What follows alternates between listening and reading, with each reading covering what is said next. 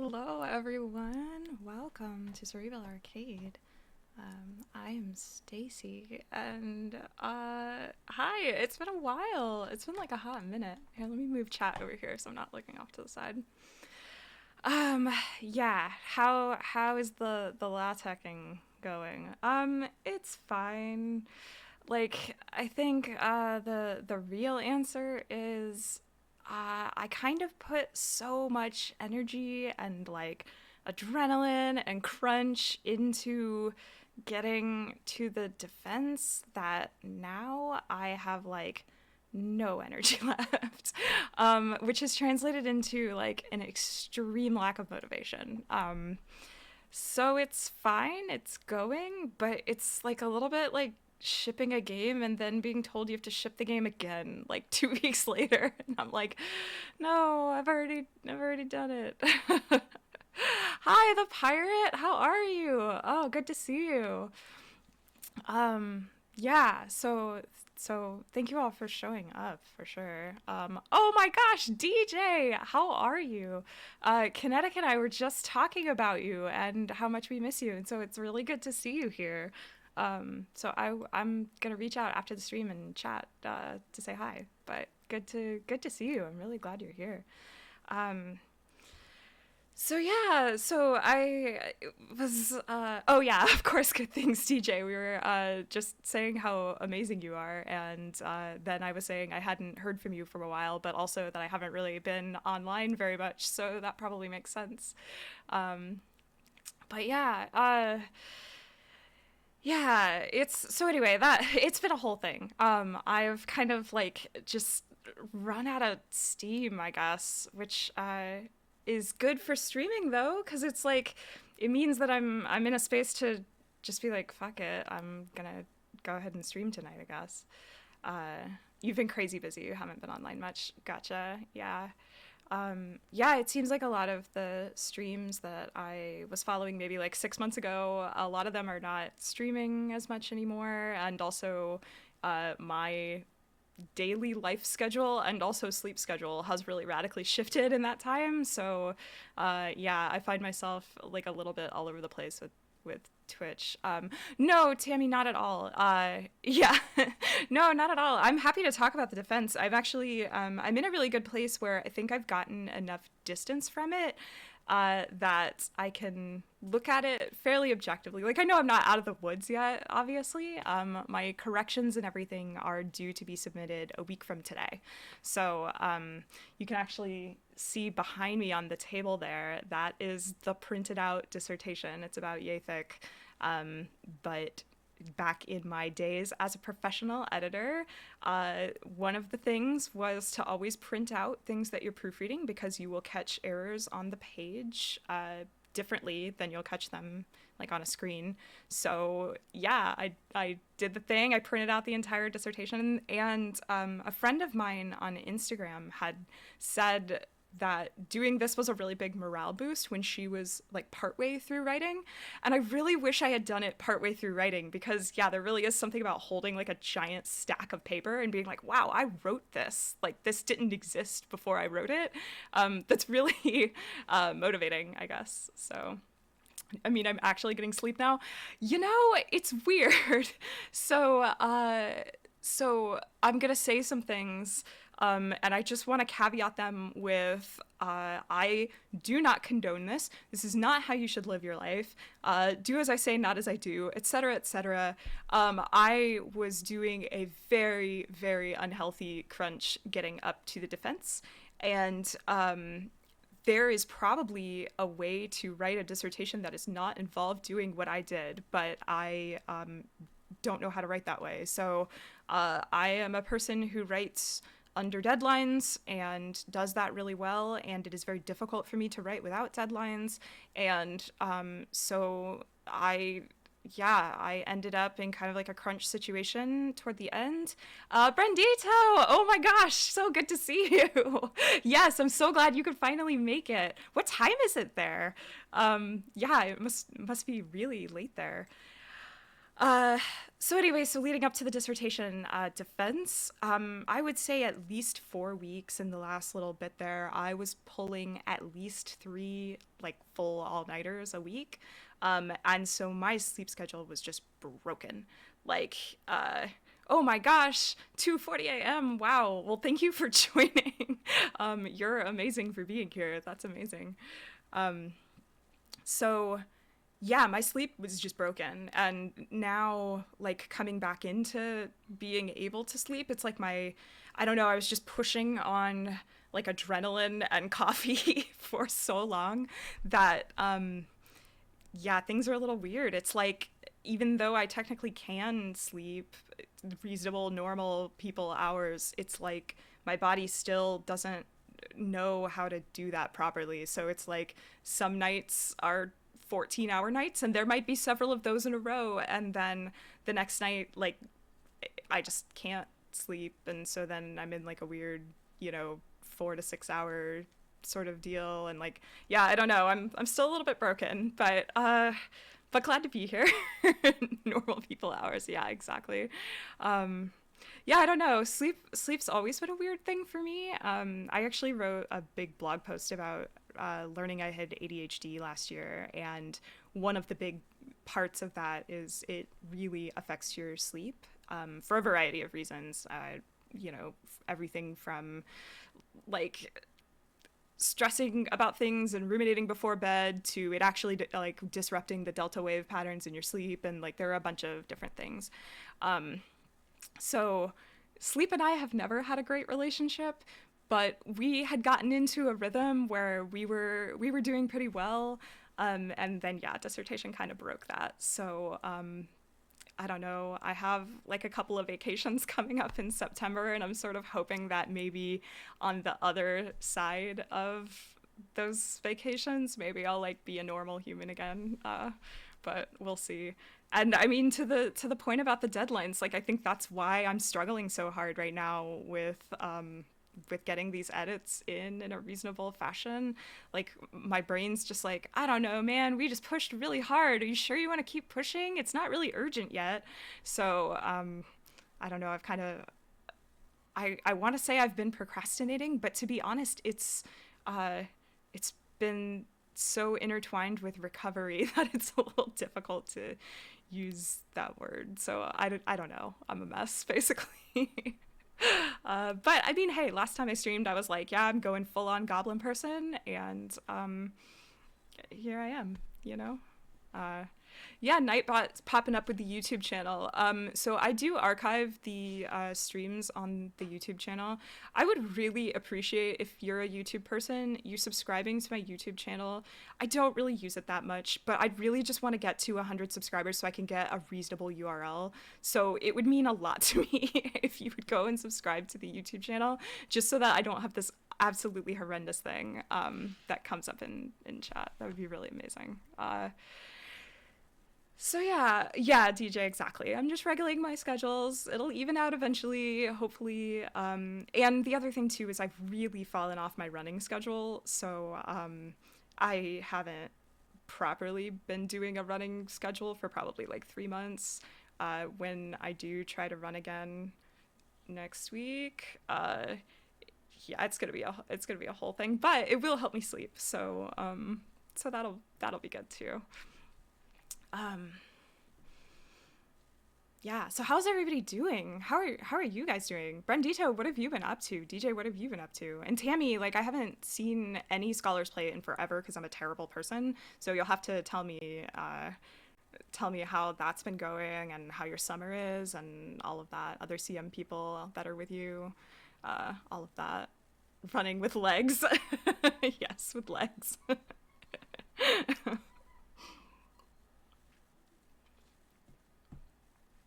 Oh man, that champagne is medium at best. Okay.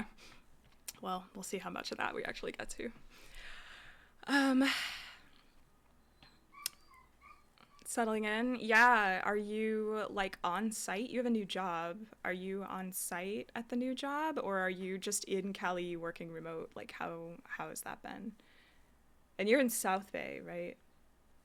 You don't have to answer that if you like, don't want to reveal your location, but really what I'm asking is like you're like a couple hours away from me, I think. Yeah.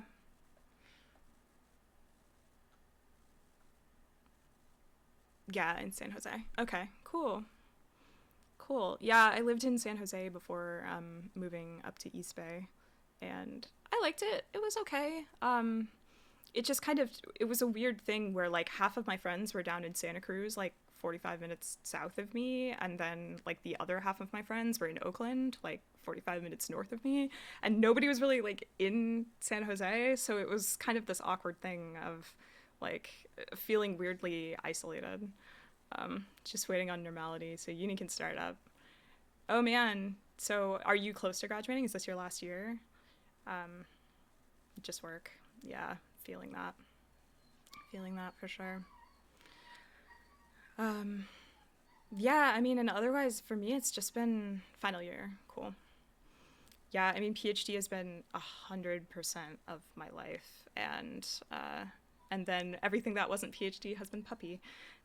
So, um, Brandito is gonna be a sugar daddy in a year. Yeah. What are you graduating with, Brandito? Like, what is your degree gonna be in?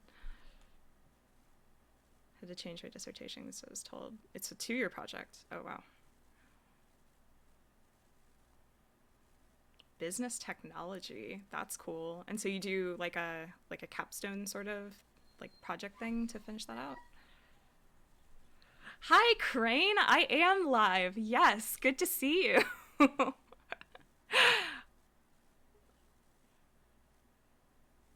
Yeah, so good to see you. I'm glad you're here. Yeah, we're just about to play Overboard, which is like a new narrative game from Inkle. They make really cool narrative stuff, and like their folks are truly some of the most talented people doing like really interesting stuff in game narrative right now.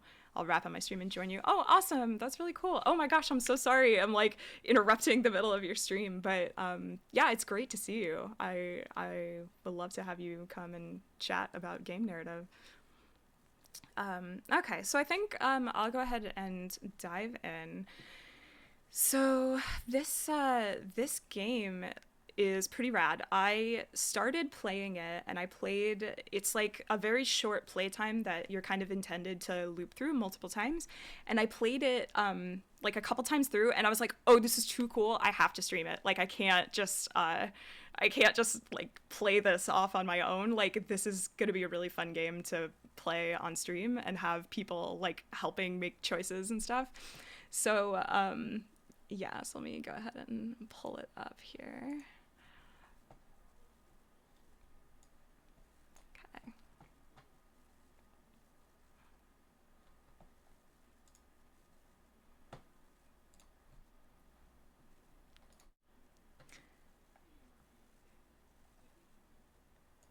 Yeah, my one complaint about this game so far, which I have with a lot of indie games, is the streamability of the game. So this game actually is really good in terms of like adjustable resolutions and things like that. But uh, there's not a great place in terms of like dead space on the screen to put like me. So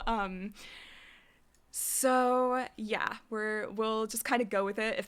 If the screen is obstructing anything, I'll point it out. But I think this seemed like the best place to position myself, so I can always move a little bit.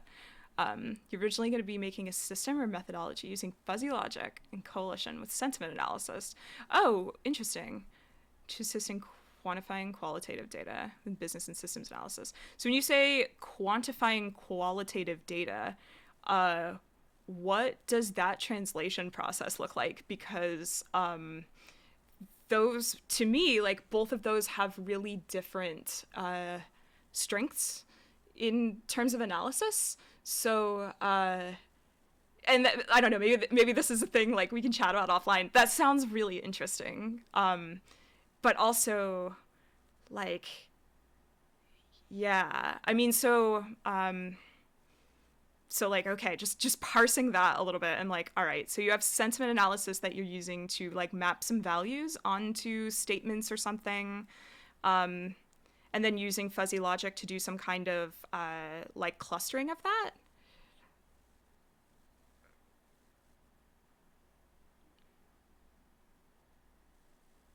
Okay, well, yeah, pretty much. Okay, cool. Yeah, that's really interesting. I will be really interested, particularly in the data that you're using. Hi, NBA Dag. Oh, thank you so much. I'm actually going to cheers you to that. So cheers to PhD, like being so close to done. A week from today, I will submit everything with corrections and citations and all of that stuff in. So cheers, everybody.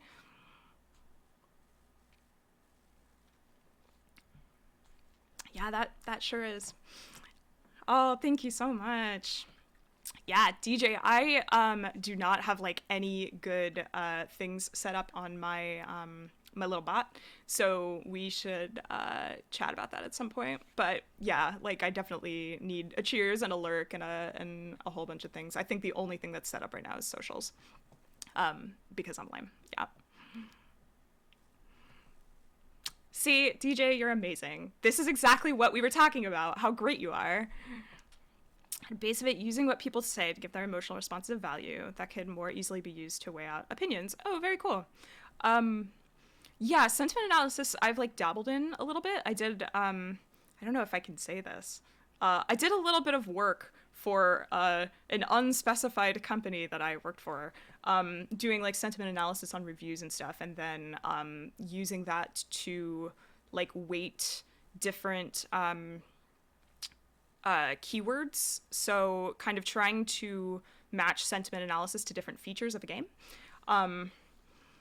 So it was really fun. Like I enjoyed that kind of work. It's not the kind of thing I would want to do full time as a person who like also dabbled in data science a little bit, but I really enjoyed doing it, plugging it into other projects. So yeah, cheers. Okay, so the premise of this game, as we'll see in this quick little intro, is that we commit murder, and then we're making a series of decisions to try to get away with murder. So it's a really fun premise, and yeah, let's just dive in. Here, let me give you guys audio. Actually, 1 second. Okay, tell me how that is in comparison to my voice, if that's too loud or too quiet or whatever. So Jack the Ripper. Kind of. I mean, like, we're not a serial killer. We've murdered our husband, who, it seems like kind of sucks, but we don't actually know. It's definitely, yeah, it's like inverted Clue. And the writing's just cute and super fun. So there's a lot of stuff to talk about here also with like how it's designed and what it's doing. So, okay, this is how the game starts. I've cleared out all of my saves and everything. It kind of builds on itself a little bit, roguelite sort of stuff. So I've cleared everything out. We're gonna start fresh, and chat, I'm gonna have you be making decisions. So when decisions come up in chat, just like say what you want to do really quick. So, okay, here we go.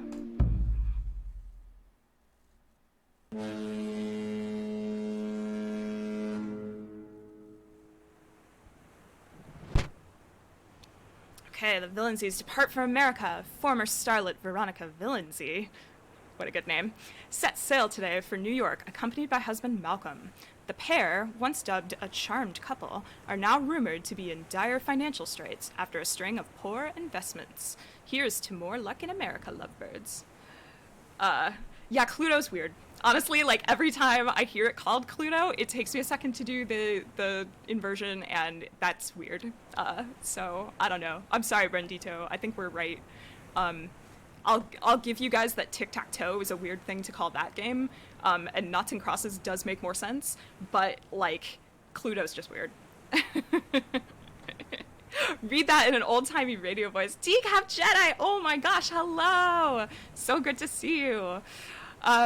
Okay, so I cannot do voices. Oh my god, and if Crane comes back and he's like an actual voice actor, yeah, my voices are terrible, so I'm just gonna like throw that out. Of all the words we butcher, we can have Clue. Thanks, Brendito, I appreciate that. Former starlet Veronica Villenzy sets sail today for New York, accompanied by husband Malcolm. The pair, once dubbed a charm couple, are now rumored to be in dire financial straits after a string of poor investments. Here's to more luck in America, lovebirds. Okay, is that stood together a little at better? the rail, Malcolm and I. Thanks, NBA Jack. I told him I could see dolphins playing in the wake of the boat.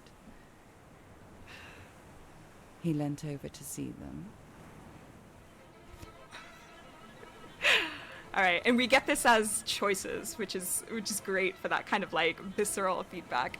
Just a little further, dear. So I grabbed him by the belt. Now. And I threw him overboard.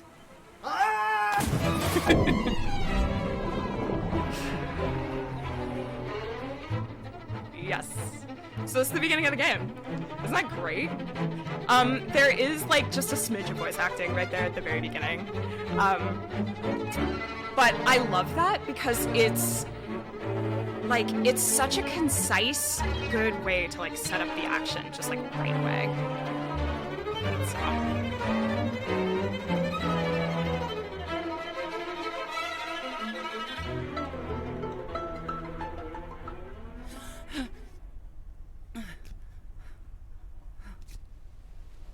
Yeah, totally.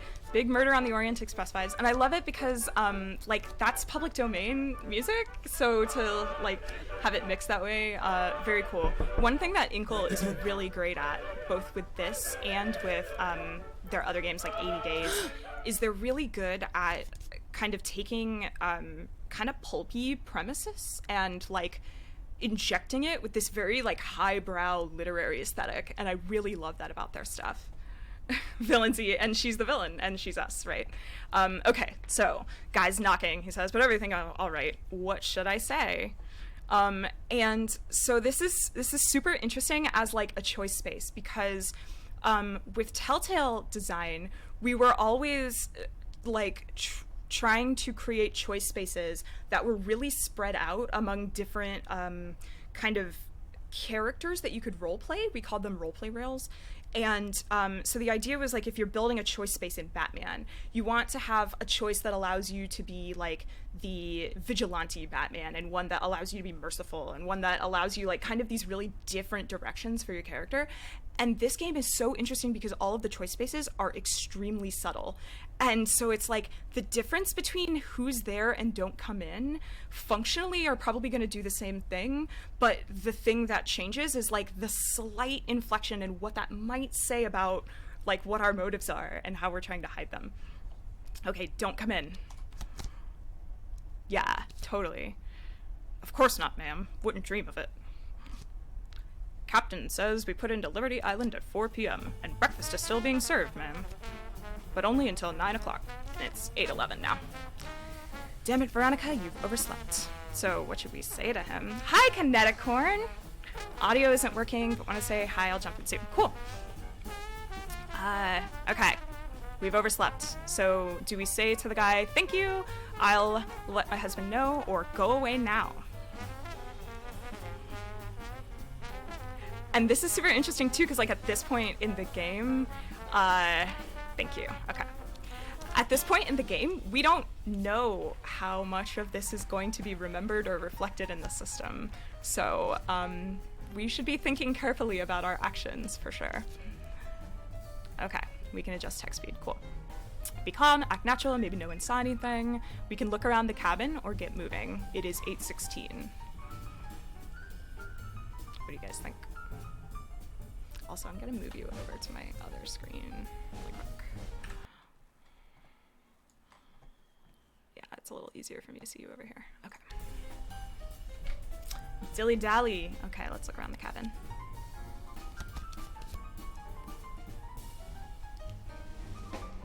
Okay. So we can go to the bathroom, the bed, or the desk.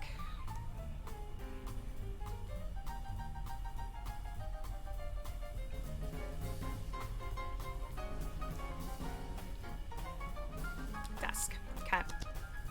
It's a cast iron paperweight in the shape of a dolphin. What an ugly thing. God knows I hate dolphins. I also love just like the little bit of character detail, like why do we hate dolphins? Dolphins are kind of rad. Desk. Okay, we can look at the paperweight, pick it up, something else. Let's look at it. That's the classic IF thing. Beautifully made, but completely inaccurate. Dolphins have lots of teeth. Like little daggers. Okay, do we want to pick it up or do something else?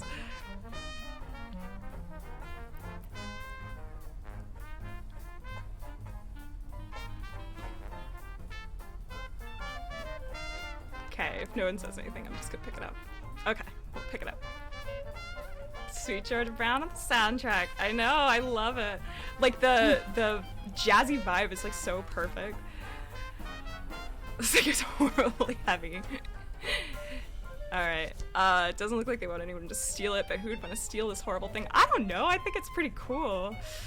We're gonna steal it, put it down, or drop it out the porthole? I mean, I feel like if we're gonna throw it out the window, we might as well steal it. Yeah, okay. DJ's such a delinquent. Oh, sorry, Brendito. Okay. I could probably fit in my case. I spent a happy 5 minutes stuffing blazers, jackets, and trousers. The wind whips them away like little flags. Now the dolphin there. A little memento. Okay. Bathroom, the bed, or the window? I think I know my role in this game. I know, DJ is like down to get away with murder for sure.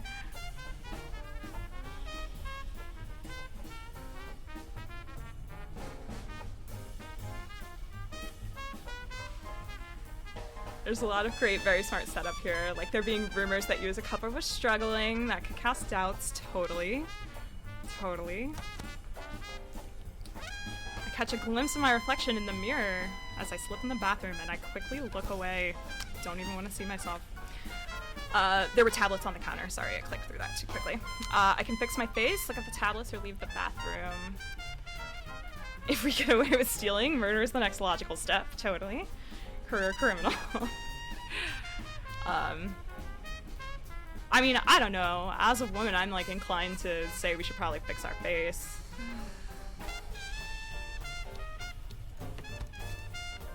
One of my earrings is missing.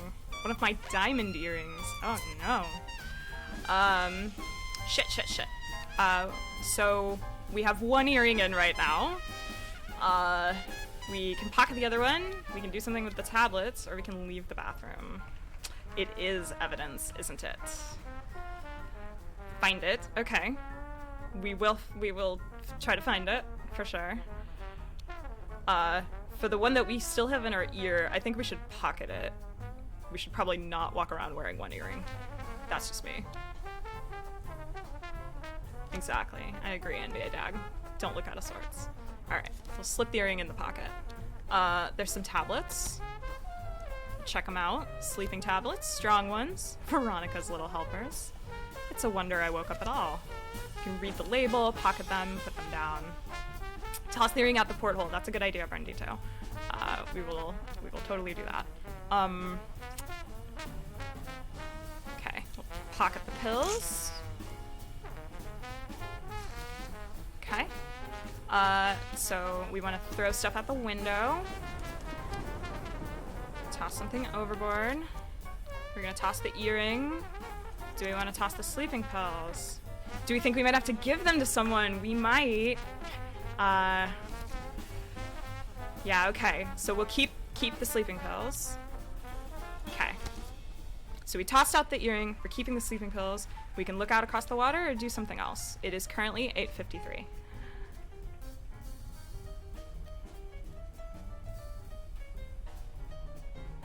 I love your little scream in NBA Dag. It makes me happy.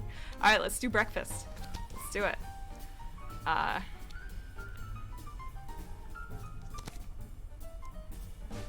Man, Nightbot's going crazy. Okay, I'll let Nightbot do its thing. That's a little much. Okay, there. Good riddance. Cool and casual, Veronica. That's the way. So we have a cool little overworld map here. And she tells us what each thing does. So there's some forward cabins belonging to Lady H and Mr. Carstairs. There's some aft cabins belonging to Sudabar Major Singh and Clarissa Turpentine. Vaguely like threatening name there. The restaurant will stop serving before we have a chance to get there because it is now 8:59, or we can head to the smoking room. Yeah, the map is really good, and I also kind of appreciate this little like Google Maps moment of like the restaurant will be closed by the time we get there. That's great. There's also a bridge and the upper deck where we could go and search for our earring. So these two are flashing. So I think we should head to one of those. Yeah. So it looks like we missed breakfast. We could still go and like look for our husband, but yeah, we could also head to the upper deck to see if the earring is there. Yeah, okay. We can be there at 9:12. All right, let's go. We're 7 hours from Liberty Island, so that's how much time we have roughly. Make our way, but not quickly enough. My earring, no, it's not there. Ah, Mrs. Villensey. It's Mr. Carstairs, the young Englishman. Damn fine day, what? Please don't make me do an English accent. It's just not gonna go well for anybody involved, and I'm probably gonna upset, anybody that might be watching from a country that's not America. Like, it tells you what time you'll arrive. Haven't seen anything like that before. Yeah, it's pretty cool, right? Okay, do we say it's so bracing up here? Good morning, Mr. Carstairs. Our incredible view. Actually, we probably have an English accent now that I think about it. I don't know. We'll say we're going to America because I'm American and my husband was British. Let's say that. So bracing. Just standing in this spot brings me to life. So, one thing that I love about these, like, Englishisms is that, Inkle are based in the UK, so, like, it feels a little strange that they're, like, kind of making fun of Englishness, I guess, but, it's fun. We can ask, have you seen my husband? Fancy a stroll along the deck, or I'll never forget this view. Which sounds really guilty, actually. Husband, let's do it. I'll never forget. Oh my gosh, DJ, you're like an agent of chaos. No, gone for a stroll, has he? He said he was meeting someone. I suppose so, or I haven't seen him since last night. Perhaps.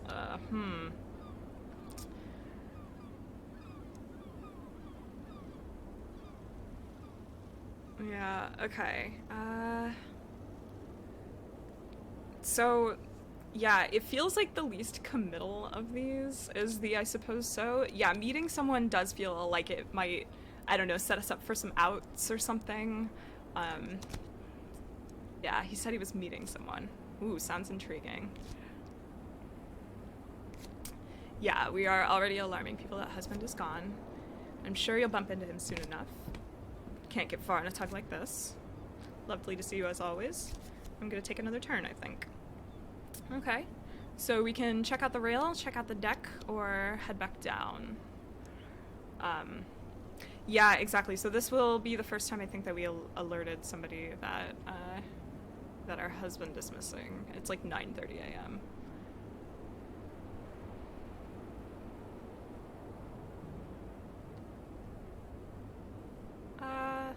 Let's maybe check out the rail, I guess? Maybe see if there's any evidence that we pushed him over.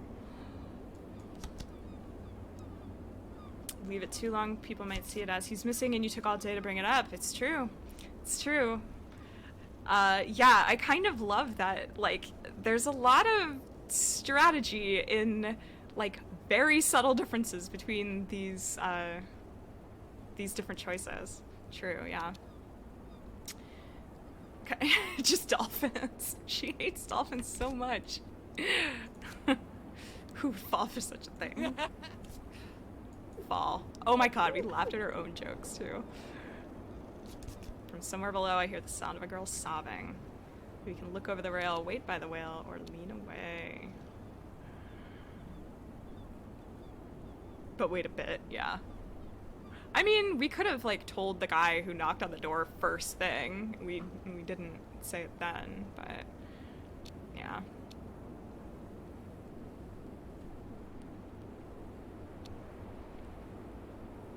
Okay, I'm gonna continue to investigate the rail.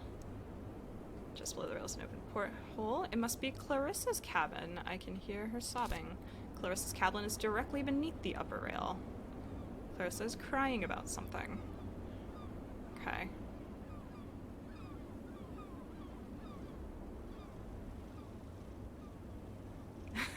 Use dolphin as a distraction. Husband, oh look at this dolphin. We're gonna kill Clarissa. Brendito. Alright, here we are. Just like one murder, not enough. We're gonna go for a second. We do have sleeping pills in our pockets. Just throwing that out there. Okay, I'm gonna lean away. We can observe the deck, but I think we have already investigated it, so it might be worth going below. Kill Clarissa with the dolphin in the library. You know, if we hadn't stolen that dolphin paperweight, who knows what we could have done. Wait, is this how this works? It was completely up to me.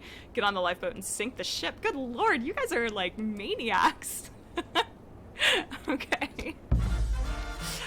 Alright, so the bridge is flashing and the aft cabins are flashing. Clarissa was crying. She might know something. But also the bridge officer might have seen me on the upper deck last night. So yeah, there's a bit of ambiguity there, which thing we might want to check out first. I think, like, my order of operations, granted I'm not the agent of chaos that this chat apparently is, but my order of operations would probably be, like, see who knows what before I start trying to murder and blame people. But, you know, you do you, chat. Are innocent. Oh, whoa. I haven't seen this. We can dive in? That's grim. Surely if the deck officer had seen, they would have done something last night. Leggy Starscream, hi! Thank you so much for the sub. Oh, you're fantastic. How are you? Did you have a speedrun today? Did I see that? Like a GDQ speedrun?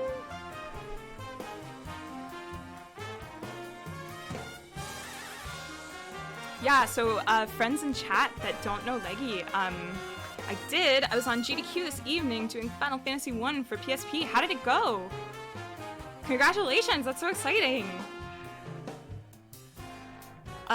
So Leggy was on Scholars Play, which was this super cool academic stream that I started back in 2015, 2014. We were actually I think the first academic stream on Twitch way back in the day, and we even like went to TwitchCon and like spoke about it because it turns out doing academic analysis while playing games at the same time is actually kind of hard. So yeah, we went and talked about it at like the second TwitchCon ever or something. Went really well, close to my personal best than my estimate. Oh, that's fantastic! Oh, I'm so glad to hear that, Leggy. That's really cool. Is there a VOD? I definitely want to check that out. I'm sorry I missed it. Yeah, okay. Let's maybe go up to the bridge. Let's see what we got. Let's see what we got up here. Okay, we'll be there at 9:47. Cool, okay. Definitely post that, because I want to check it out. Less than 7 hours. I don't know if we're gonna make it with y'all's murderous streak, but we'll try. Okay, Masterful Commander Anders is at the wheel. On a hook inside the bridge is a key with a bright red fob. We saw a tagged key on the bridge. We can wave to Anders, investigate the upper deck, or go back down. Sly Fighter! Thank you so much. Congratulations on the dissertation defense. You made a couple steps further than me. Bailed after proposal. Oh wow, I didn't know that you had done grad school, Sly Fighter. That's super cool. What were you studying? Oh, thank you, Leggy, so much. Yeah, it's been a thing. I was actually talking at the beginning of stream about what the recovery process has been and how it's been a little bit difficult. It's kind of been a whole thing. also a little bit warm. Okay. I say we, like, we can wave, but we could also, I don't know, that feels a little time-wasty, but I mean, we're not in a hurry for anything. We could wave to him, see how he reacts, but I do want to, like, check out the upper deck, so I don't want this to prevent us from doing that. Commander, Mrs. Villenzy, come in. Oh, perfect. The bridge isn't empty. There are a few duty officers about. How are you faring this morning, Mrs. Villenzy? Well enough. Anxious to arrive, or a bit dizzy, to be honest. Nuclear engineering, wow. Wound up in high-performance computing, so it wasn't needed. It was just costing money. Got the master's, though. Yeah, I know those vibes, for sure.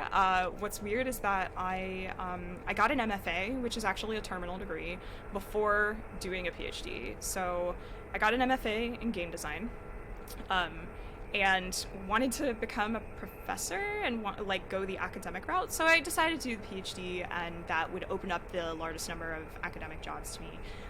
But a couple years in, I started doing consulting work for the games industry, and then kind of ended up moving into industry full time and becoming a developer. And then a PhD is super not useful in game development itself unless you're doing data science. So yeah, at some point, I was kind of just sticking it out because I had a bit of sunk cost fallacy going on, but also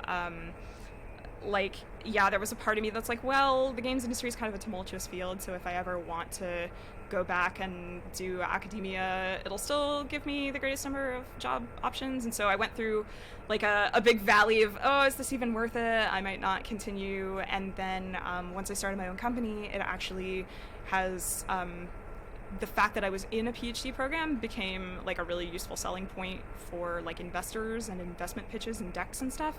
So then it was well, I guess I'll just finish because it's a really easy shorthand for hey, I have a PhD in AI, is a very useful shorthand, particularly as a woman CEO, to sort of, just slice through, hey, I am fairly technical and smart and know what I'm talking about.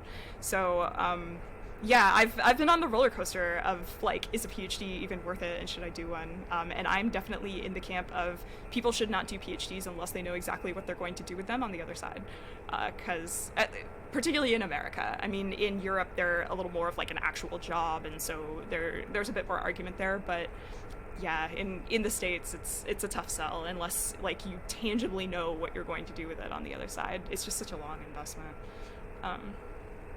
But yeah, the master's is a great path, though, for sure. Sorry, keep getting distracted. How are we faring this morning? We can say well enough, anxious to arrive, or a bit dizzy, to be honest. I feel well enough is a very non-committal answer, but it could be considered a little bit terse. Anxious to arrive just sounds anxious, and bit dizzy, to be honest, sounds a little flighty and victim-y. So I guess it's kind of which version of this do we want to play? There's, I don't know, there's certainly an argument for each of them. I think I lean toward the bit dizzy. Yeah, same, DJ. Okay, let's do it. Bit dizzy. Yes, indeed. The upper deck seems a long way down, doesn't it? See? There's Lady H at the whale. Sniffing at a hip flask, I'd say. She usually goes to drink in the restaurant after lunch. Do you know, I was on watch here last night. Okay. Don't be anxious, okay? Oh, yes? I didn't know that. Or what did you see? So, yeah, in choice design, the line right before the actual choice you make, we call that the feeder line, and it's sort of meant to set up choices to sort of provide the stakes behind the choice. Yeah, the feeder of do you know I was on watch here last night is such a brilliantly worded feeder, because it sort of introduces stakes and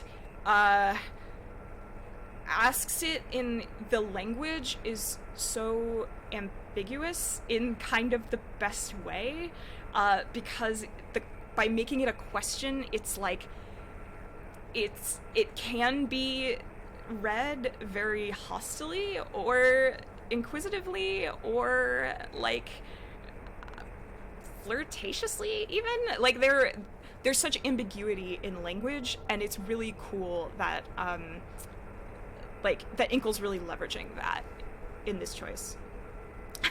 Kill him, throw him overboard. I lost an earring overboard. Push him. Good lord, you guys are brutal.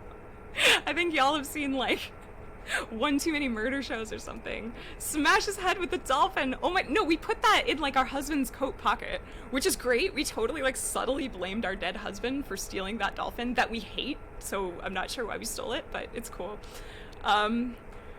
I think we go with oh yes, which again is like the least committal option of any of these. The guilty gear solution. I know, Brandito and DJ TV Cop show would be amazing. So I feel like in a buddy cop like show, you normally want like the grizzled veteran and like the enthusiastic new guy, and like you guys are both just like the murderer. So like that would be a really interesting show. You'd both be the bad cop, DJ. You'd be just like the honestly bad cop, and Brandito would be the cop that like is good at first, but then like the slightest thing goes wrong and he's like, nope, kill everyone, it's fine. Okay, I'm going with oh yes. You guys have like abandoned the mission here. Alright, that's right. It was a quiet night, light breeze, no fog, relatively good visibility. Mm-hmm. Okay, so 2 bad cops would be a hit. Yeah. So we can just leave, which is a very guilty seeming option. We could say you saw something, which kind of feels like it might be starting the gaslighting process, so, you know, that's a thing. Or we could say Anders, my friend, and which kind of seems like it's implying we would do more of like a sweet talk situation. So, yeah. I vote not we should be going, but the question is, do we want to gaslight or use our feminine wiles? This one's tough, yeah, I agree. It's only 10 a.m. I have a feeling they're just gonna get more tough throughout the day. Mr. Anders, my friend. I feel I've known you for a long time. We're old souls, Mrs. Valency. That must be it. Are you trying to tell me something? Or must be? Now keep in mind, there are other people in the room right now. So yeah. Gaslight, he might not be into chicks. That's a good point. Bow chicka bow. Okay. Are you trying to tell me something? You and your husband like to take the air at night, but did you know you're not the only ones who do that? Lady Armstrong also takes a stroll about that time. Does she? Was she alone? Or that's very interesting.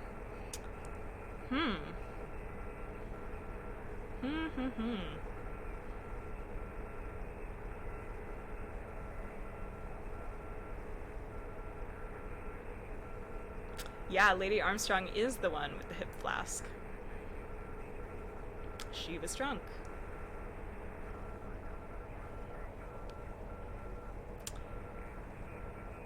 So, it seems like also she might have seen us too. So let's maybe ask if she was alone. The deck was well attended last night, as I recall. A few key characters on our little stage. Now, Mrs. Valency, I should perhaps return to my duties. Oh gosh, can I trust you, Anders? What's that key? Or thank you for showing me the bridge.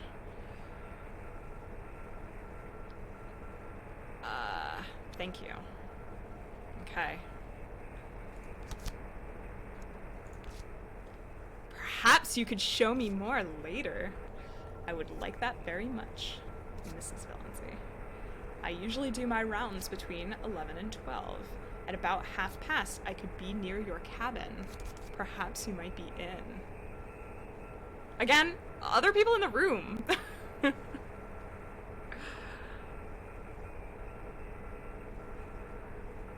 I like bring your hat too. Okay, let's do it. Bring your hat.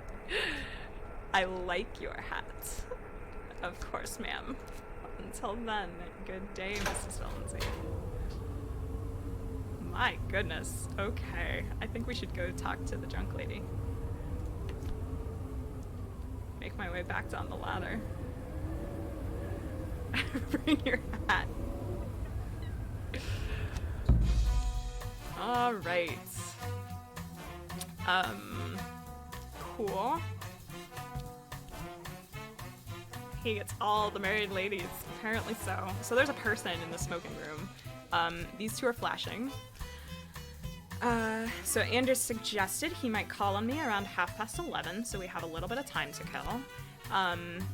Clarissa was crying. We could see what she's up to, and we could also check out the drunk lady. Technically widowers. Zing. Yep.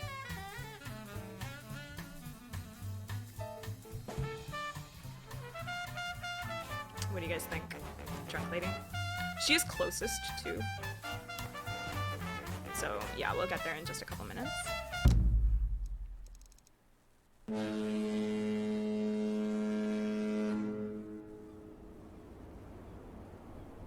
Pop a few pills in her flask.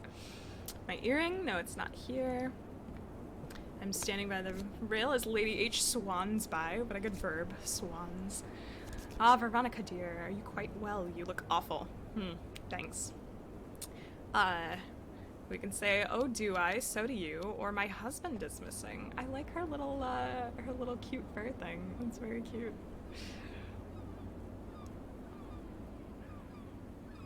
So do you. Alright. Claws out. Well, really. Oh, look. I think I insulted Lady H. Up there on the bridge. Isn't that the commander?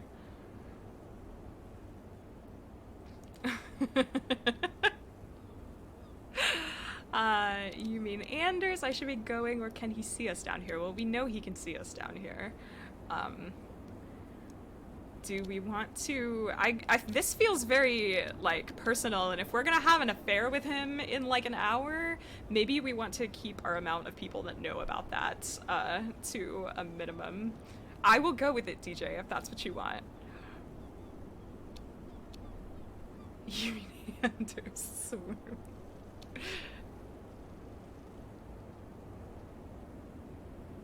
More people know the better. About Anders? Okay. Okay. Then pin the murder on him. Ooh. Alright. Alright. Alright. I'm picking up what you're putting down. Just want to watch the world burn. Might not want to listen to me. Oh, you are playing it cool, aren't you? You rather like him, don't you, dear? Just your sort. Honest and true, what do you mean by that? Or he's a fine man.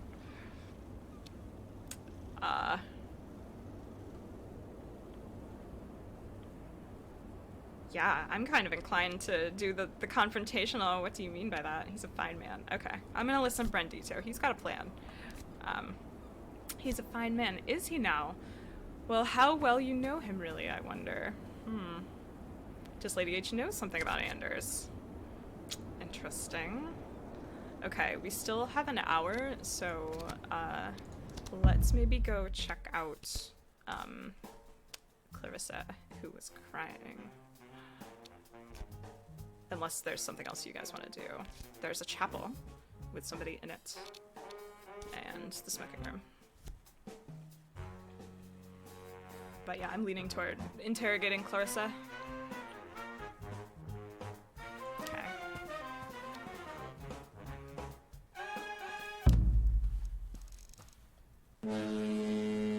Less than 6 hours. The aft cabins belong to the Major and to Miss Clarissa Turpentine.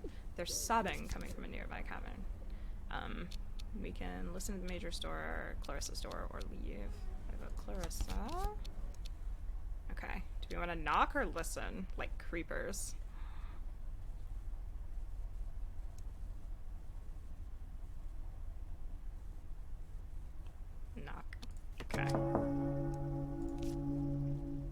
away. We can say, Clarissa, let me in. You're going to want to talk to me, or the steward could open this door. Creep.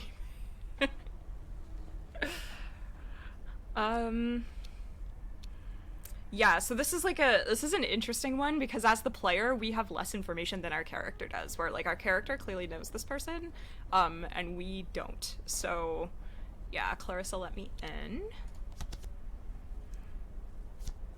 Makes more personal. Seems like you care about the person. It's true. I know what you did to him. I know. Are you talking about Malcolm? Clarissa, have you seen Malcolm? Or Clarissa, that's enough.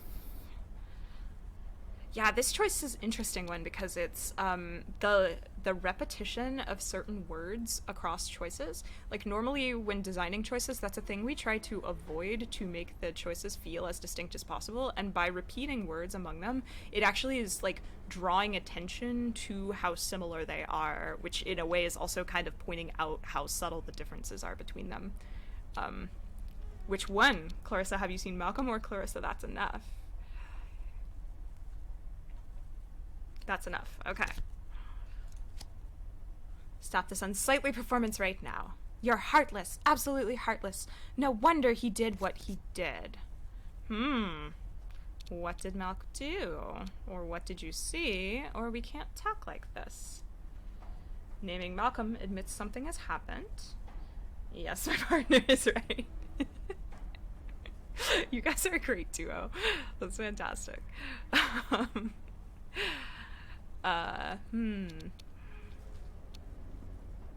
What did you see? Okay.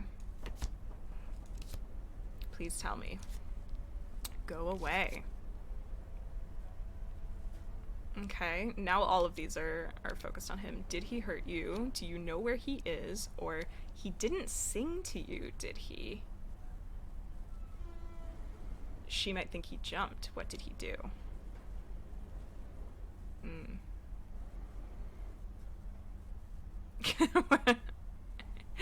Do you know where he is? Okay. He's dead.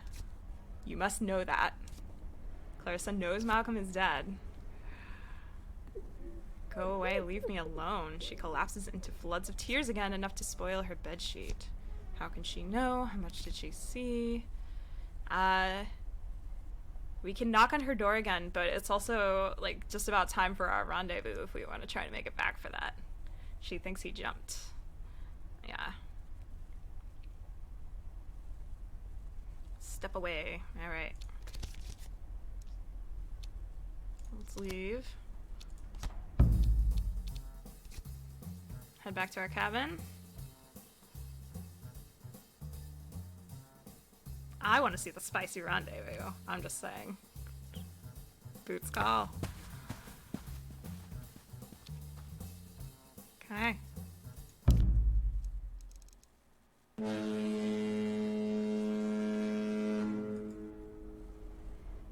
I opened the door to find Anders waiting for me. I thought you weren't coming. He gestures to a red-tagged key lying on the desk. I let myself in. Close the door. Do sit down. I wanted to ask you something. Well, if the door is open, I think the first thing we should do is close it. Unless y'all have a good reason why we should not do that.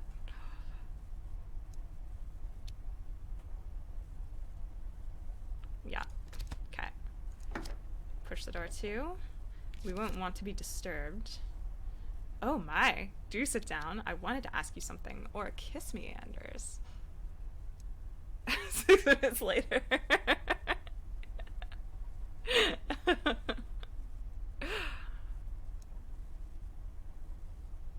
Kiss me seems very high risk, high reward.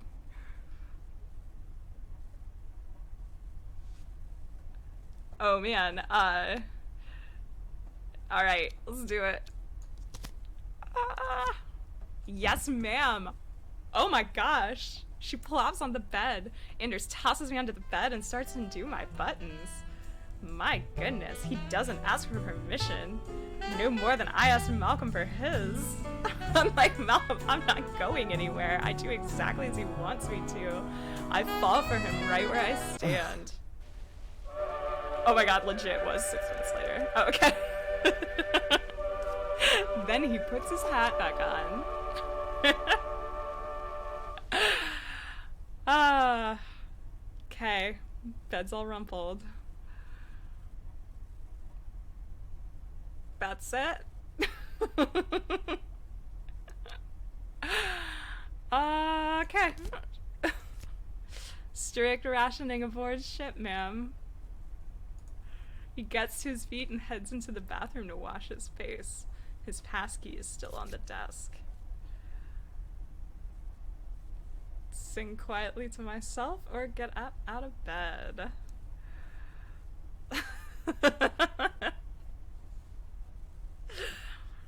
So spicy. Alright, we'll get up. I would get up, but the fact is I can't move. I've been pinned like a butterfly to a board. I can hear the water running in the bathroom. I can tidy my hair or get up out of bed. Yeah, get out of there. It was a booty call. Oh, man. Alright, I'll tidy my hair. It's amazing how many I use each day and how far they can travel. Goodness gracious. Thank you, DJ, for getting the emotes filter. Yeah, I'm gonna cuddle this pillow. I'm feeling super good. It's no substitute, of course, but I sink happily into the pillow's embrace. Yeah, I want to know what emotes those were. Unless they were like eggplants or something. Okay. Alright, now I'm ready. We can grab the passkey or peek into the bathroom. I don't know, I'm willing to like... Oh, just some lulz. I don't know, I'm like willing to like let the man have his privacy in the bathroom. I'm not like trying to peek in there. That's just me personally. But I am down to grab his passkey. Though if it's found on us later, that could be trouble. Yeah. Why peek on bathroom time? Exactly. I don't want to see that. Alright, one for passkey, one for peek. Get your kink on. That's a compelling argument.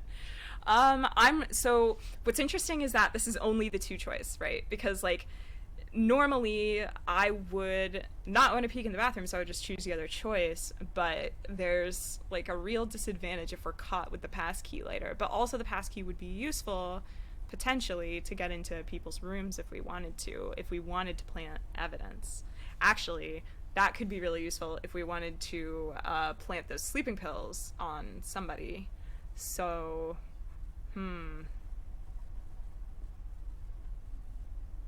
yeah, I don't know. Yeah, I'm thinking maybe grabbing the passkey. Yeah, I know there was some like maybe we should frame Anders, but he just gave us a really nice time, so I'm thinking maybe I don't want to frame him. Like that was good. Hop quickly out of the bed and pick up the passkey. We can read the tag, run for it, or shove the passkey under the pillow. If you take the key, best hope there's a distraction in the next option. Yeah, that's actually really true. I mean, yeah, we could run for it. Like, I feel like if we shove it under the pillow, he's just gonna come back and be like, where's my key? So, key glyph, oh my gosh, hi! So good to see you! Stuck in all caps, that's okay, you're just really excited about us getting away with murder. We just had a lovely bedroom time with Mr. Anders, who is a commander on the ship. We're gonna read the tag. You guys are like very slow. Okay. Yeah, it was spicy, but tasteful, very tasteful. But yes, he gave us a lovely little 20 minutes off of our time there in our bedroom. Okay, we'll read the tag. Strictly for ship's crew only. Anders is singing an old song in his deep, manly voice. Oh my god, I'm now in love with him. So that didn't take much for me. Good, I'm glad I wandered in after, so I'm too young for such things.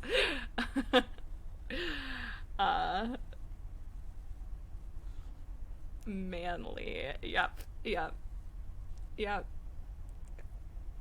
It's not even that his voice is manly, it's the fact that, like, we just had a lovely time in the bedroom and he's, like, in the bathroom singing to himself. Like, that's just very endearing to me. Uh,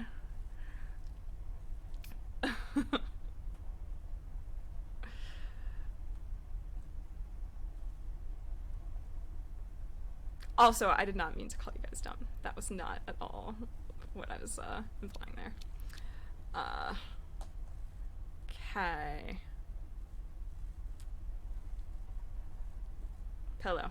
Okay. Shove it under the pillow.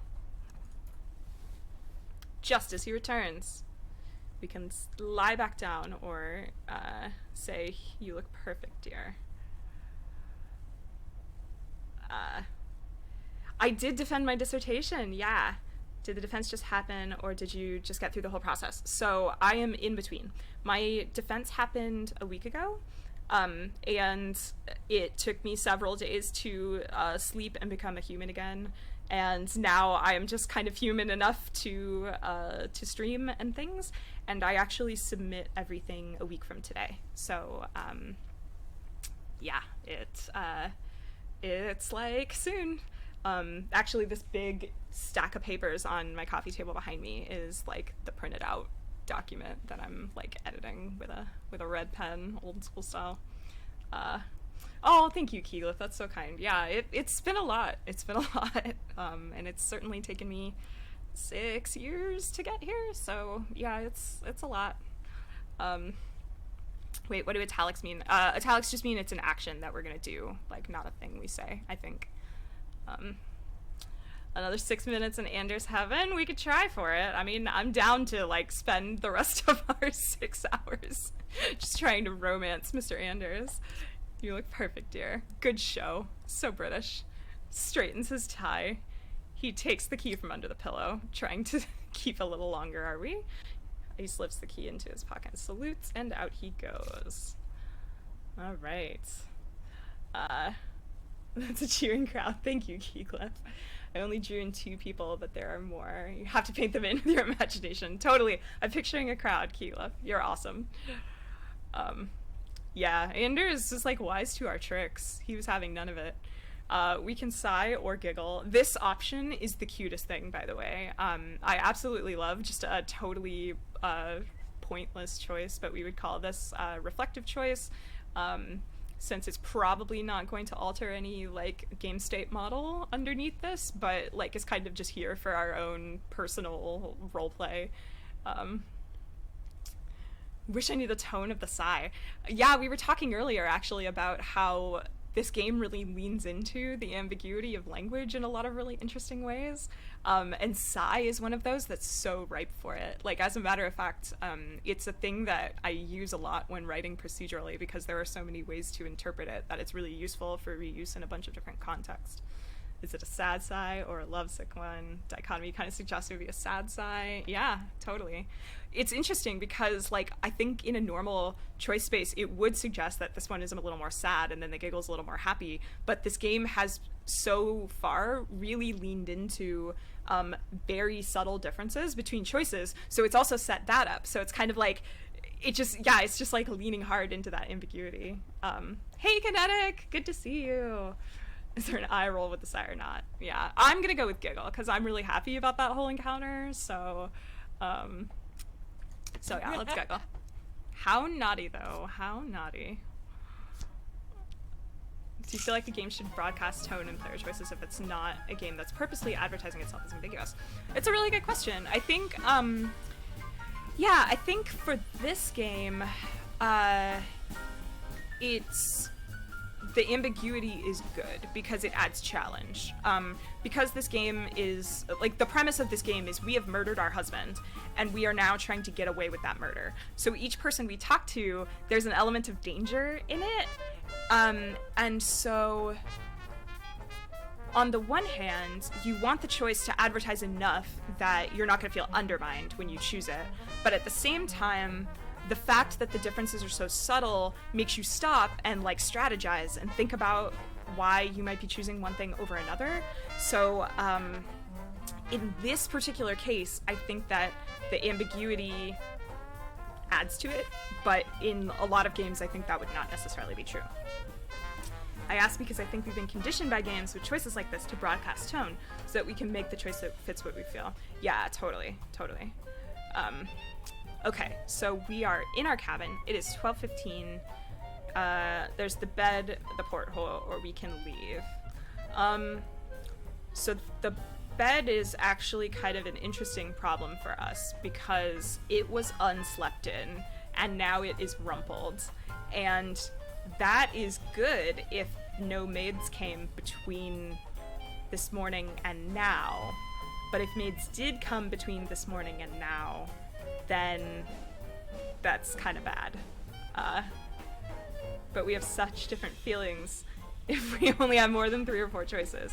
Seems like a design problem in setting up the choice too. Yeah, it totally can be, for sure. Yeah, this game's interesting because, like, it's definitely doing the really hard characterization of the protagonist. So, like, she's got opinions about dolphins and just, like, is kind of, like, cartoonishly evil. I mean, her name's Veronica Villanzy, right? So it's, like, leaning into that a bit. But it is interesting because it's very different from what I would think a lot of the times if I were making these choices. No, don't stop asking questions, Keith. This is perfect. This is like what the stream is for. I'll stop asking questions, but do you feel like this style makes you identify with the protagonist less? As in, you don't see them as a stand-in for you, but rather you're crafting a story that's not about you, the player. She's got opinions about dolphins. Yeah, exactly.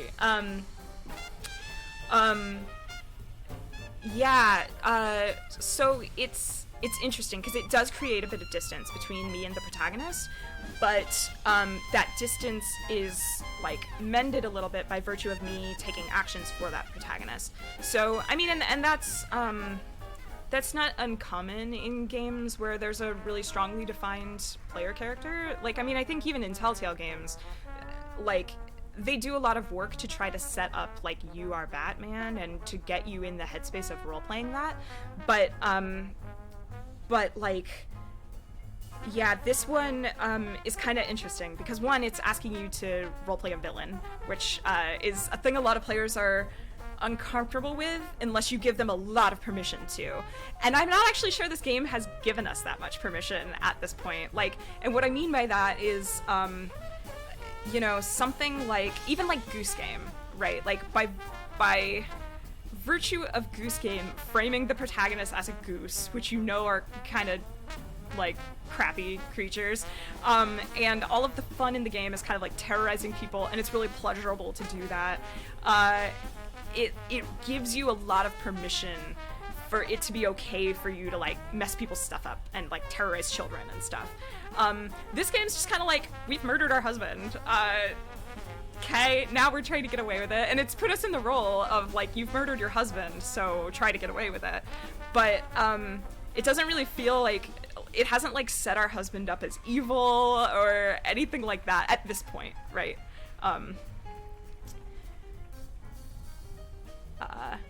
Okay, catching up on chat, sorry. Keylov says, yeah, Kinetic Corn, it's interesting when I play RPGs with blank slate characters. The first time through I usually choose what I do, just naturally happens, but playthroughs after the first one are entirely driven by what would this character do. I wonder if it's just by virtue of needing to learn the story universe to really understand decisions in headcanon, then and headcanon them on first run through before you have the knowledge and freedom to craft something different. I definitely think that's part of it. We talk a lot in narrative design about roleplay hooks. So a lot of players will naturally default to playing themselves if you don't give them things to attach to like, effectively, like, give them hints as to how they should play their character. And this is why so many video games lean on tropes as, like, an initial character, because we know what those are. So to put them in terms for my dissertation, we weren't going to get away from this without getting there. So my dissertation is all about responsiveness in narrative and what makes a game feel responsive. And there's a lot there about player agency, and responsiveness is kind of like how the system responds to player agency. And in trying to foster agency as a designer, what we're basically trying to do is to suggest to the player what they should want to do. And so we call those formal affordances, the kinds of things that say, like, hey, you're a villain, or like, hey, you should want to try to do this thing next. Like, you know, we're in a noir story and a woman runs in and says, oh no, I need help with my problem. It's basically the game telling you, like, hey, you should want to help this person because that's what the game's asking you to do. And so agency happens when what the game tells the player they should want to do and what the system actually allows you to do are in balance. And so asking players to roleplay something that's different from themselves just requires really strong formal affordances. Like, you have to have a character that they really understand and can latch onto. This is why Telltale games were most successful when they were engaging tropey protagonists, because it's like, oh, I know what a noir detective is supposed to do, or I know what Batman generally is like, or, you know, I know what a post-apocalyptic survivor is like. And so, you know, or like the grizzled criminal. And so it's kind of like giving players a trope that then you can subvert and make, you know, a actual like three-dimensional character. But you have to give players that first thing to latch onto so that they know kind of like what the parameters of space are that they're working within.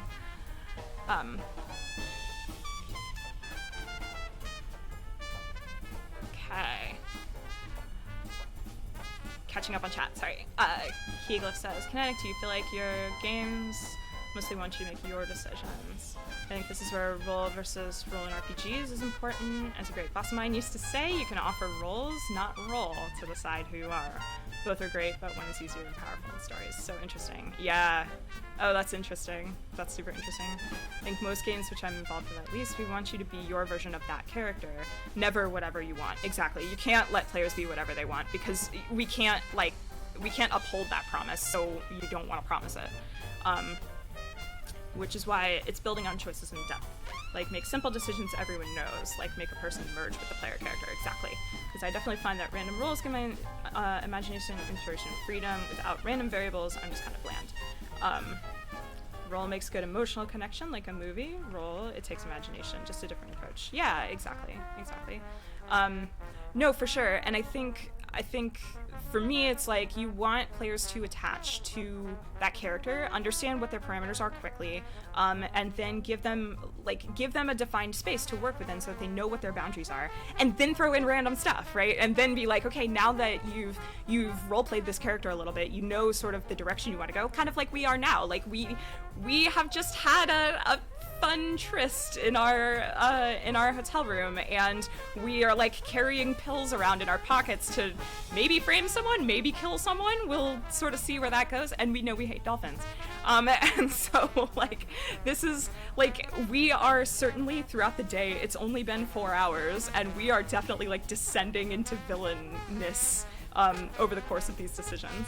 A friend of mine pointed out once how funny it is to play a game like Deus Ex Human Resolution, where you're supposed to be this high-tech super protagonist, but early in the game you're like accidentally shooting people in the face. Yep, that is a thing we call ludonarrative dissonance. It's not like part of the accepted story that you, the protagonist, will suck so bad at basic functions you totally accidentally shoot people in the face. Surprise, delight, and subvert are all amazing, just like movies, once you've built expected. Hence Hereditary. Yeah, it's a good point. Cool, okay. For real though, this bed, the bed is now rumpled. The bed has not been rumpled until like noon. So, we're kind of taking a risk here by leaving it as it is. And the risk is just whether a maid has come to check on the bedroom. What are we trying to do here? Just escape. Basically, like, we've murdered our husband. We are going to arrive in America in 6 hours, and we are trying not to get caught between then and now. We are on a boat. We are on a ship from England to America. Yeah, we pushed him overboard.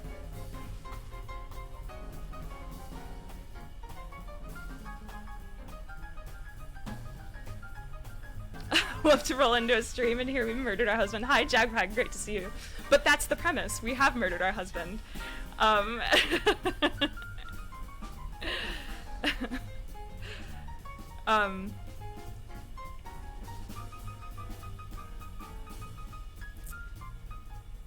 Yeah, so Jagpag, to catch you up, the premise is before we made a single choice in the game, the intro cutscene, we murder our husband. We push him overboard. The day starts, and now we are navigating, trying to not get caught. We are missing an earring. We threw the other one overboard. We have some sleeping pills, which are in our pockets. And we stole a dolphin paperweight, which we hid in our husband's coat. Then we went up on deck to see if we could find the other earring. We could not, but we did run into Mr. Anders, the commander, who we invited back to our room, and we now just had like a lovely 45 minutes with him in our room. We totally banged and had a great time. He left, and now the bed is rumpled. So that's where we are. That's what we've done.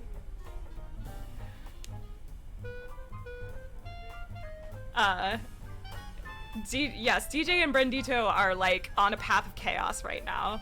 It has been a really eventful day. We do at any time, it seems, have the option to throw ourselves overboard. There's also a woman, Clarissa, who is crying and thinks he jumped, it seems. Hi, Cecil! Great to see you! So that's where we're at. I'm going to leave, which again, I think we're taking a big risk by leaving our bed rumpled, but probably the cleaners didn't come before 11:30, right? There's still time. Okay, let's do it. So Clarissa saw him fall. There's somebody in the restaurant. We're not sure if Lady H saw something on deck last night. She was out on deck, but she also seems to be an alcoholic, and she seems to be drunk. And we insulted her, so she doesn't want to talk to us. So yeah, some places we can go. We haven't been to the forward cabins, but also we didn't manage to get the key, so I'm not sure the cabins will do much for us. Yes, it is reverse clue, exactly. The chapel is flashing, also. We could go to the chapel. We could ask for guidance from a higher power, which might give us clues or something. Spouse murder work comes and goes, does it, Jetpack?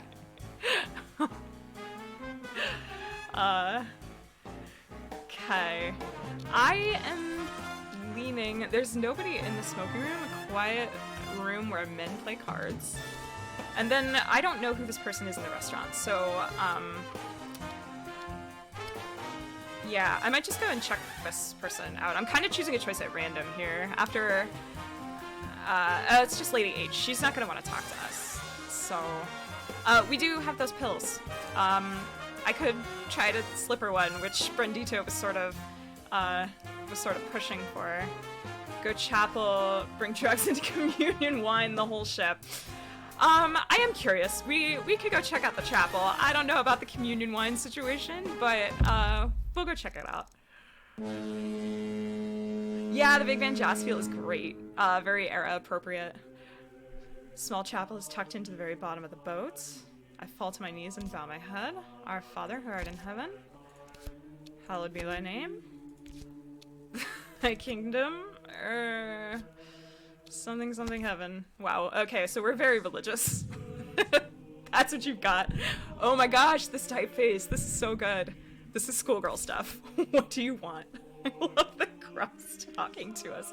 I'm sorry, I'm really amused by this. Okay, I know I've not always been pious. I have sinned, or I need some advice. So this one is actually the first choice option in this entire game that has felt like very extra diegetic almost. I actually kind of want to go with the shady one, especially if like the cross is gonna like talk smack to us. But I don't know. What do y'all think?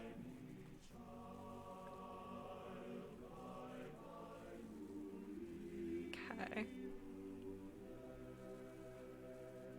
I know, yeah.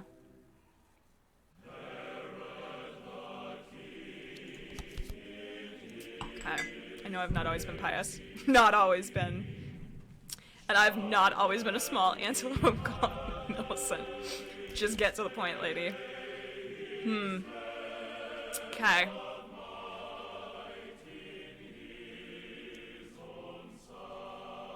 I kind of want to ask, do you hate me?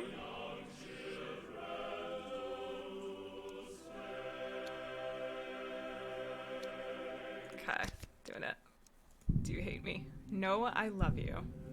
But it's like chewing on nettles. There it is. Now, what do you want? Interesting. Can I get Carstairs on my side? Forgive me, or I can't think of anything. Yeah, God's dropping hard truths on us right now.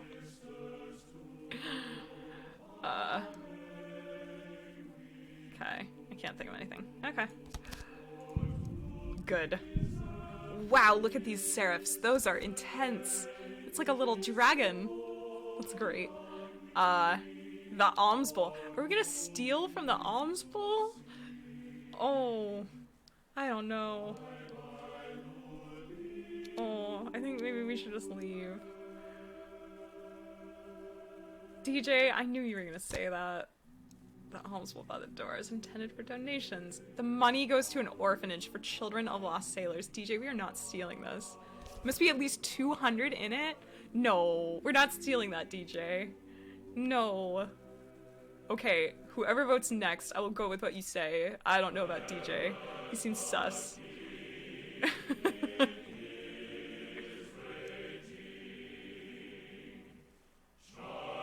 No, DJ! Oh, kinetic! Alright. Grab the money from the bowl and stuff it in my pocket. Good grief. Yeah, God is giving us, like, all of the business, and we deserve it.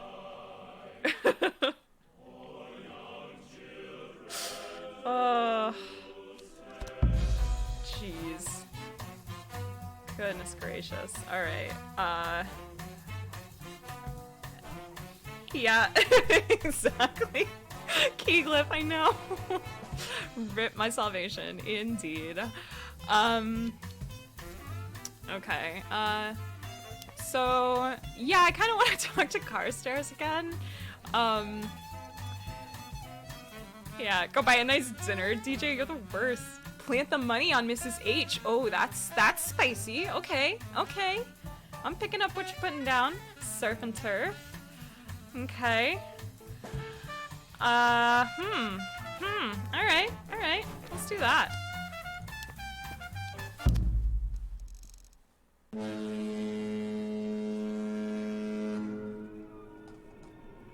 Lady H is sitting by herself at one of the tables. Should we ask to join her? Makes her untrustworthy if she testifies against us. Yeah, it's a really good point. Brandito's got like the strategy going on. I'm appreciating that. Alright, let's ask to join her. Absolutely not. Goodbye. Whoa. She storms out? Oh my gosh. Forgive me, ma'am. Will your husband not be joining, ma'am? Has he gone to the smoking room, perhaps? Ooh. Okay. Why there? He's not feeling well, or I'm not sure where he is. Not sure. Yeah, so at this point we've already alerted people that we're not sure where he is, and this guy looks very official, so, okay. Not sure where he is. Has he gone for a walk? I have not seen him, ma'am. Okay. The steward thinks Malcolm is on deck. Alright. I think we should have a cheese scone. We haven't eaten today. It's already 1:30. We played The Last Express. Not really like this exactly, but this game has put it on my mind. I have not, no. Is it one that you think I should play for the stream? Have a plate of pineapple rings. Or move on. So I can just sit here and like enjoy a nice feast. I don't know, I'm a little sus on the pineapple, but what do y'all think? Continue eating or move on? Hot and butter just like Anders. Oh my gosh, I think this might be the first stream to make me blush. That's probably true. Alright, we'll do the pineapple. Alright, we could have a bowl of peanuts. We've been here like half an hour already. I mean, who's gonna turn down a pineapple ring? Hi, Brett. How are you? Oh my gosh, it's great to see you. Okay, we're done eating, killing time. Trying to get you fat. This would be a bad time to learn that one is allergic to peanuts. It's true. I'm actually allergic to pineapple. So what's funny is the pineapple rings came up and I had like an immediate like, oh no, I don't want those. But I'm like, well, it's fine. My character can have pineapple. It's good. Dip the pineapple ring in the peanuts. Highly recommended if you can get it to work properly. It's old. But it's fascinating. I think with your narrative interest, you'd love the implications and how it handles guiding the player in failures. Oh, that's cool. Yeah, I'll definitely have to check it out. Crunchy pineapple. Yeah, we can move on. What's weird is, like, I'm feeling a tension right now where part of me wants to just kind of kill some time, and part of me does feel like we might want to start enacting a strategy for maybe blaming someone else, just in case. Yeah, I'm not sure.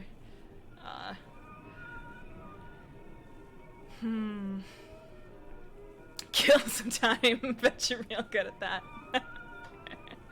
Maybe she is allergic to pineapple. It's true. Last Express got both iOS and PC releases. Oh, cool.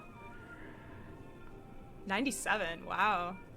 Yeah, was it like an old PC game? What's really interesting is, like, I didn't actually play PC games as a kid, like, at all. I didn't actually start PC gaming until college. So basically any games that came out for PC before 2002, I have played very few things on PC, funny enough. So, like, I know at some point, especially if I get into streaming regularly, I'm gonna have to go back and do, like a big Sierra push and a big, like, you know, Lucas playthrough and, like, all of these things. But I was completely a console kid, like, up until the early 2000s.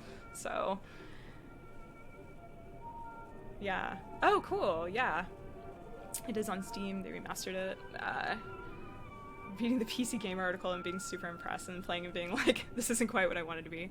Yeah, I feel that way with, like, almost every gaming magazine of the day, right? They're all marketing things. Now as a dev, I know why, but at the time it engaged me to try to figure out how to do it. Yeah. I only played the original, which I did a few years ago. I was so in love with so many aspects. That's really cool. Yeah, I'll definitely check it out, especially if it's a thing that, like, you know, everybody watching wants to see.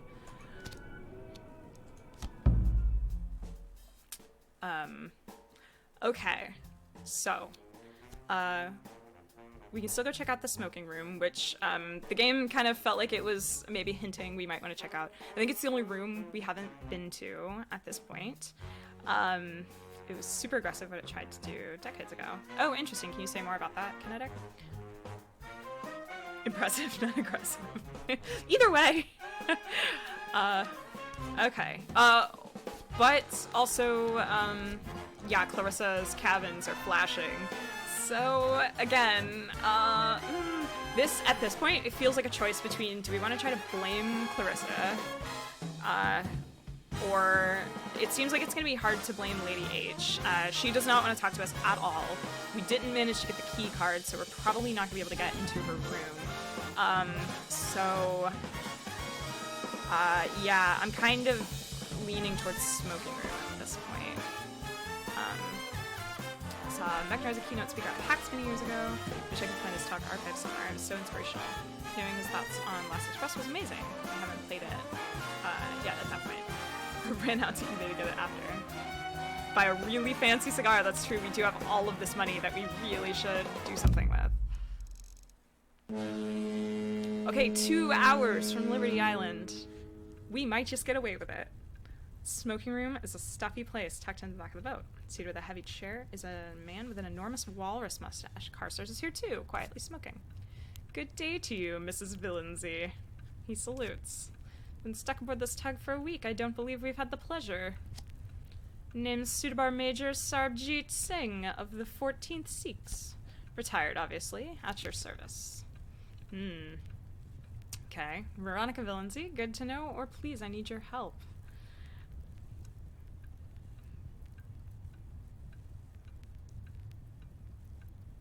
No, Brett, you're fine to post whatever you want. Yeah, no, I mean, it's like, it's a please post relevant links, like, please don't spam random stuff, but, like, you know, you're, like, an actual adult in person we know and like, so you're good. Church money for cigar, I know.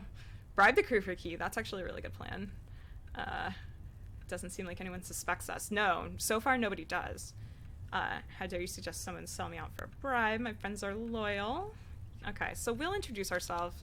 Yeah, I mean, it seems like the only person really who might have suspected something would have been Anders, and I mean, maybe I'm counting my chickens here, but I don't think he's gonna rat us out since we just had a lovely time with him. But maybe he's like super evil and he's gonna double cross us. I don't know.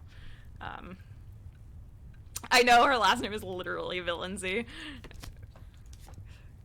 Oh, I know who you are. Chaps talk about their wives. Not very complimentary, I'm afraid. That's rather true, I'm afraid. Okay. So, yeah, I guess, like, we could try to be a little charming. You have me at a disadvantage, or we can ask what he said, or, be dismissive about it. Imagine going through all this trouble to cover up and it turns out everyone on the ship hated your husband. I know. I know. Well, so apparently he has been talking smack about us to these guys. So, this might complicate things a little. This was good. We kind of needed like a little bit more complication because it looked like it was a little too easy there. Good hat game on everyone so far. It's true. Yeah, the hats have been on point. I don't think we've had a single character without a hat, actually, now that you mention it. Yeah. Okay, we'll try the charming angle. Perhaps that way you can lure me into overconfidence. We can just make conversation or stop talking. I think we should make conversation, because I feel like they might know something. We can ask, Malcolm plays cards with you, or how long were you in the army? So old-timey. Everyone wore hats in the old times, exactly. This is the 30s, so excellent hat game. Yeah, I kind of want to angle the conversation to see what he knows about our husband. Subtweeting. Suitbar Major, please. And that's right. Here with Mr. Carstars, between you and me, Memzahib, he's not very good at it. You must find him a new hobby. Ooh. I don't think he'll be playing again. That sounds really guilty. There's no time to learn. Or I'll bear that in mind. I'll bear that in mind seems the least committal there.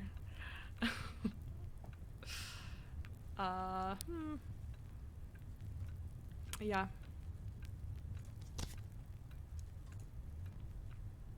The major harumphs under his mustache. Harumphs is such a good verb.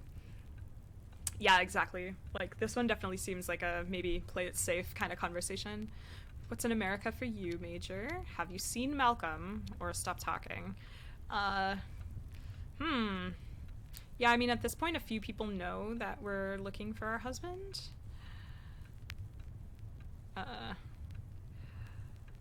Yes.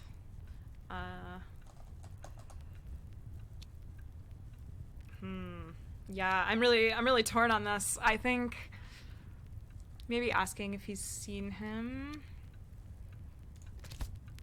Go for it. Not today, I think. Okay. So he's gone missing, or if you see him. So if you see him feels like it's going to be a conversation ender. He's gone missing seems like it might prompt further conversation. DJ says, if you. Okay. Okay. Doing it. If you see him. Oh. Tell him I'm looking for him, or tell him I love him. It sounds like you can also play the game just being terrible at murder and sound super guilty all the time. Yes, it absolutely seems like it is letting us do that. Which one, DJ? Tell him I'm looking for him, or tell him I love him? Tell him I love him sounds very syrupy, especially if he's been talking smack about us. That might not be as believable. Tell him I'm looking for him is pretty neutral. I'm looking, yeah. Very good. Oh, we can still talk. Okay, cool. How long were you in the army? Or he's gone missing. Tell him I love him makes it sound like he ditched you. Yeah, that's true. Like you're trying to find a husband who abandoned you. Yeah. Yeah, there's definitely, Keeglef, been a few of these choices where it has seemed in a couple where the choice is like lie or play the victim. Which is like, yeah, kind of an interesting like angle, which would make people think that he did wrong to you. Yeah, totally. How long? Oh, how long were you in the army? Yeah. I still am in the army, madam. It's a life's work. Old soldiers only fade away, if you recall. I never knew what that meant, and you, are you fading yet, or where were you stationed? So, one thing I like about Inkle games in general, and this game is definitely doing that, is that, like, you know, coming from Telltale and everything, where it's like, you know, there are certain choice conventions that were kind of like baked into every choice. And this game and also Night School are also very fast and loose with like how many choices feel appropriate in any particular conversation, and having the choices like be a bit more sort of systemic, I guess, where it's clear that certain choices are going to do certain things in the system, and so you're kind of making choices at a level that's a little bit higher, a little bit more removed. Are you fading? Around the edges, yes. What's in America for you, or you think there'll be another war, or he's gone missing? Yeah, I guess it is 1935. Okay. Wish I could stay, but I gotta bounce. So glad to see you do your Cerebral thing. Oh, thank you so much, Keeglef. I've actually been analyzing this one quite a bit less. I'm actually really like enjoying the game a lot, so it's hard to kind of like pull myself out of it and do analysis. Hope to hang with this community more. Yeah, Keeglef, you are awesome, and you are welcome anytime. And I would, you bring so much knowledge and really interesting questions, and I would absolutely love to like have you come and hang out and ask interesting questions all the time. You need a break, my friend. You just defended a dissertation. It's true. It's true. Yeah, 35, Hitler's already making moves, exactly, for one stream. After that, I'm back on the clock. Okay, that's fair. Yeah. Okay. Yeah. All right, take care, Keeglef. Really good to see you. Thank you for joining. Yeah, I think maybe asking if you think there'll be another war. Only on Twitch do I need to... Yeah. Yeah.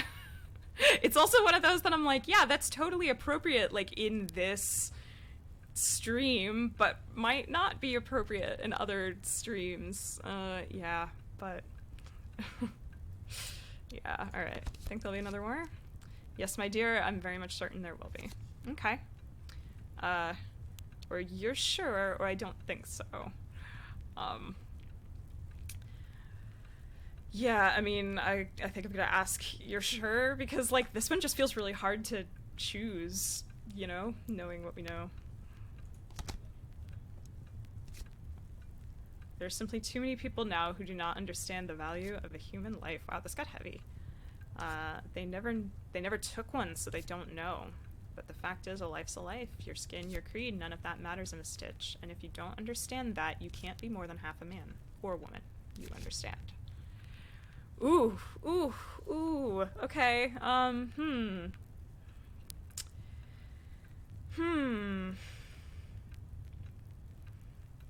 Okay, so, yeah, it's the you understand, like, oh, that's so good. So concise, but, like, pointed. And this is that same thing I was saying earlier about feeders, like, that thing you say right before a choice just completely colors the choice you're making, right? So, like, yeah, so talking about killing people and then him being like, you understand.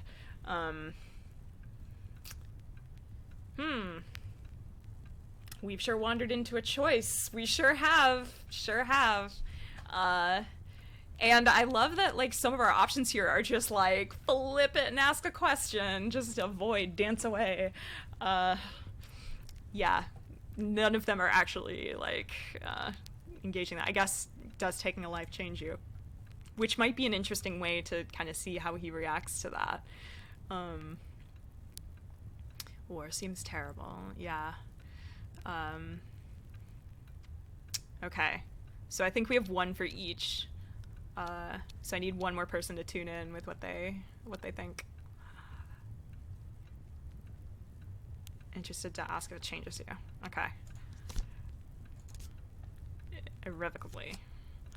Remove a man's tooth and he talks to the list. Remove a piece of a man's soul, he's left with a shadow. I wish it were not so, but so it is. Okay. I mean, now would be a very spicy time to stop talking to the major, but we totally could. Or we could ask what he thinks of the husband. Or we can mention that our husband's gone missing.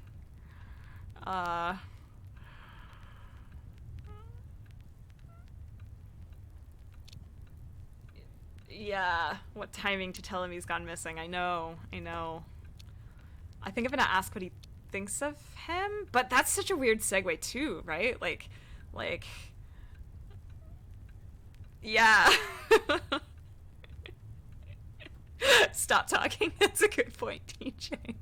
Yeah, I don't think there's a graceful way to bring up our husband in this conversation about killing people, so I'm just maybe gonna leave now. Very good then. Yes, ma'am. It's time to leave. Yep. I was hoping to catch you, Mrs. Willinsey. Are you by chance looking for your diamond? I found it on deck this morning. Well, I'm afraid I only found one, though. Ooh. Carstairs found my lost earring on the upper deck. My earring must have slipped out when Malcolm went over. Okay.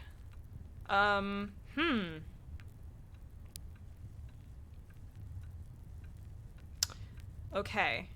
So, we can say I should go and look for the other one. Oh, thank you, the pirate, for the bit. That's so nice. Say it's not yours. Evidence. Malcolm would be furious if he knew. Ooh. I don't like any of them. Yeah, I guess we just deny. We just say that's not my earring. Yeah. Alright. That's not my earring. Really? I mean, it looks like your earring. I was admiring them only last night. Mere coincidence, may I see? Or that's glass minor diamond. And the major's like in the room with us right now too. Oh, he's a creep. Yeah, he definitely is a creep, isn't he? Oh, I was just admiring your earrings. You've committed, lean into it. That's glass. If they're not glass, you're in trouble. Yeah, Brett, I think Brett's right. Like, if I say they're glass and they're not, like, it feels like I'm caught.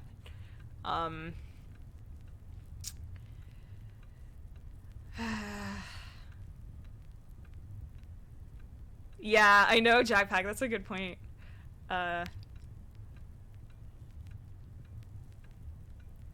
Okay, lean in. Yeah, okay. Alright, we can lean in. I worry about this. Alright. I'm doing it. That's glass minor diamond. Oh no! Oh no! It's a bloody great diamond. I'm sure you were wearing the other one yesterday. Found it on the upper deck, you say. Oh no, DJ! Agent of Chaos, what have you done?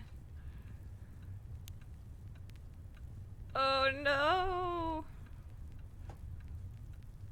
I've not been on the upper deck. We were just up there together! Oh no! Oh no, I think we might be caught.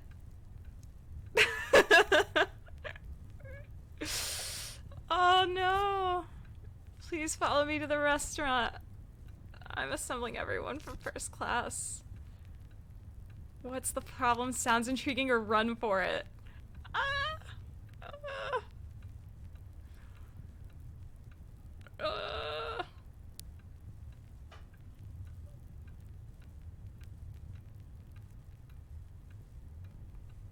Goose is cooked. Yeah, I agree. What's the problem? Okay, please. After you. Oh no. We are so caught. Give him a sleeping pill. There's two of them. There's two of them in the room. You on a boat. I know. I know. Alright. Alright. We're doing it. We're doing it. Okay. Thank you all for coming. I apologize for gathering you all here. It's most unusual, but I believe something unusual has indeed occurred. Mrs. Villancy, we're exactly as your husband. I knew it. Okay. Don't be hysterical, this says. He's missing since last night, or he was with me this morning. Yeah, it's not a great hat. We don't like her so much. She's been crying. Like, all she's done this whole game is cried over my husband. So that's got me raising a bit of an eyebrow, to be honest. Don't be hysterical is the worst possible thing to say. I agree. I agree. No, DJ, Agent of Chaos, you got us into this mess. We are not going with don't be hysterical. Jump from the ship. I think it's too late to jump from the ship. That was legit an option earlier, and it's too late for that. Okay, so we can say he was with me this morning, or we can say he's missing since last night. She thinks he jumped last night, so I think we say he's missing. God, he let us in here, he can lead us out. Alright, I'm going with Brendito, who's slightly less Agent of Chaos. He's missing since last night. It's true, I think. The maid told me the bed hadn't been slept in. You told me he was walking about the deck. I didn't say anything because I was ashamed. Well, that's just admitting it. Or he has done this before. Or I was hoping he would come back. I think he's done this before. Brendito's Legion of Chaos treasure, yeah. I was hoping he'd come back. Yeah, that's a good one. That's good.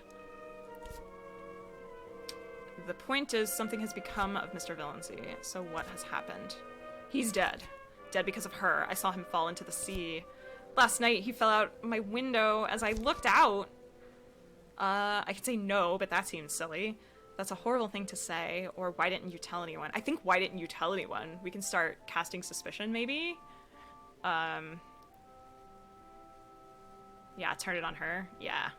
Yeah, why didn't you tell anyone? Why didn't you tell me?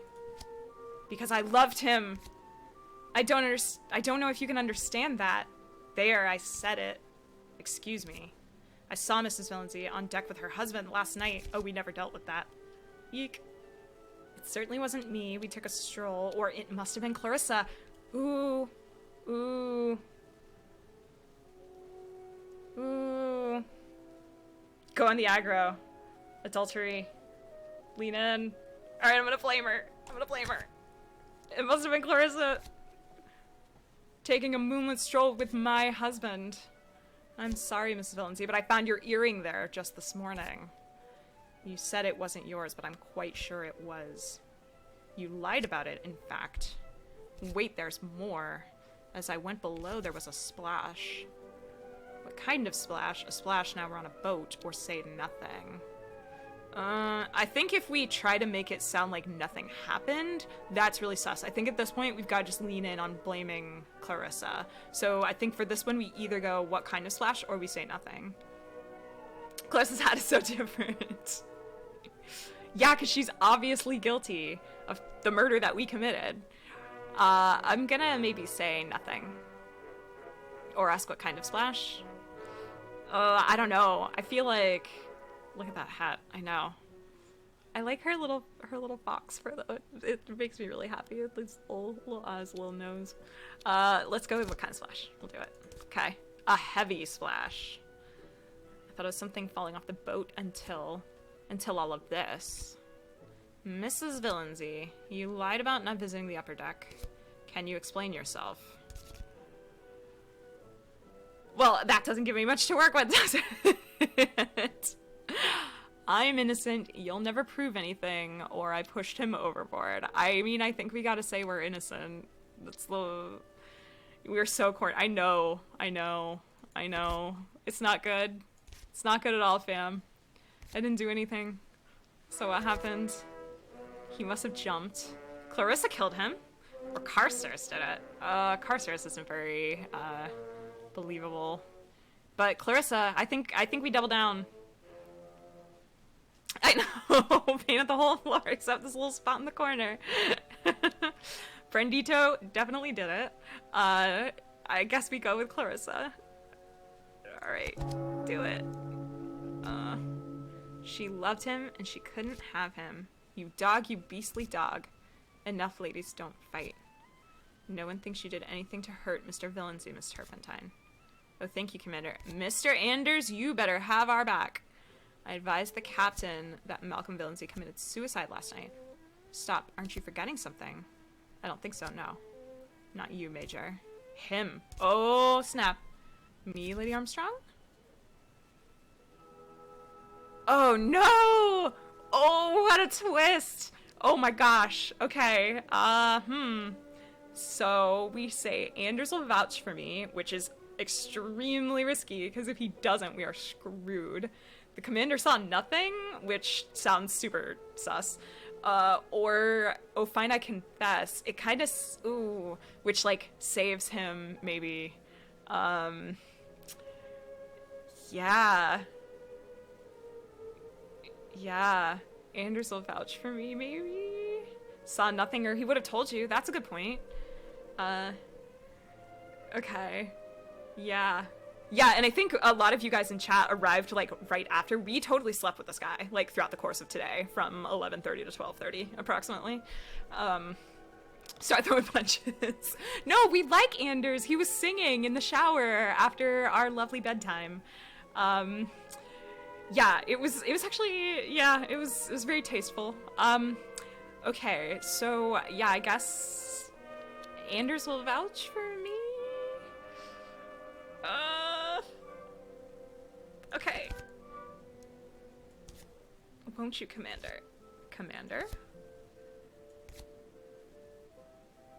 Discreetly with the captain himself, but since you forced me to speak publicly... I mean, relations have to endear them, right? Like, Anders, no. It was dark on deck, surely. Or fine, I pushed my husband overboard. Oh, no. Oh, no. Yeah, I mean, it was dark. Surely. You can't have seen anything. The moon was quite bright, ma'am. Quite bright enough to see the upper deck. I saw Mrs. Villancy on deck last night, and I saw something fall off the ship. He double-crossed us. Anders turned us in. Oh my god. I'm so upset right now. Oh my god, that's so awful. Wow, okay. So we can call him a cad. We can say you didn't, or Anders, how could you? Oh. Brutal. Should have put more points in charisma. We seduced him. Like, we successfully seduced him. Man. The coincidences, they are too much. I have no choice but to treat this as a murder. Mrs. Villancy, please come with me. The commander drags me by the arm out of the restaurant. Really, Anders, is now the time. You're going to spring me, aren't you? Or I thought you loved me, Anders. Which, I mean, is maybe a bit much for, like, our one day today. But, I mean, you know, the orphan ghosts are totally haunting us. I don't know what to say here. I thought you loved me, Anders. Love did happen in an instance. I had dreams. You're very fine, Veronica. Not fine enough to hang for. Dang. Brutal. Dang. Sing Sing Correctional. We've been arrested. Brutal. Brutal. Sent up the river by our lover. I know. Anders, man. I can't believe that Anders was like what it came down to, and all he had to do was just like say he couldn't see that well. Man, it's so upsetting. Alright, well, are we Miss Amersham now? Or that's me? Or please just get on with it. Bribe him. I don't know if I mean, okay. We'll try to flirt with the guard a little. Says Mrs. Valency on the form. Welcome to America. Enjoy your stay. Oh, just get on with it. America's not what I imagined, or a land of the free. Use the church money. I don't think I have the church money. Short stay for sure.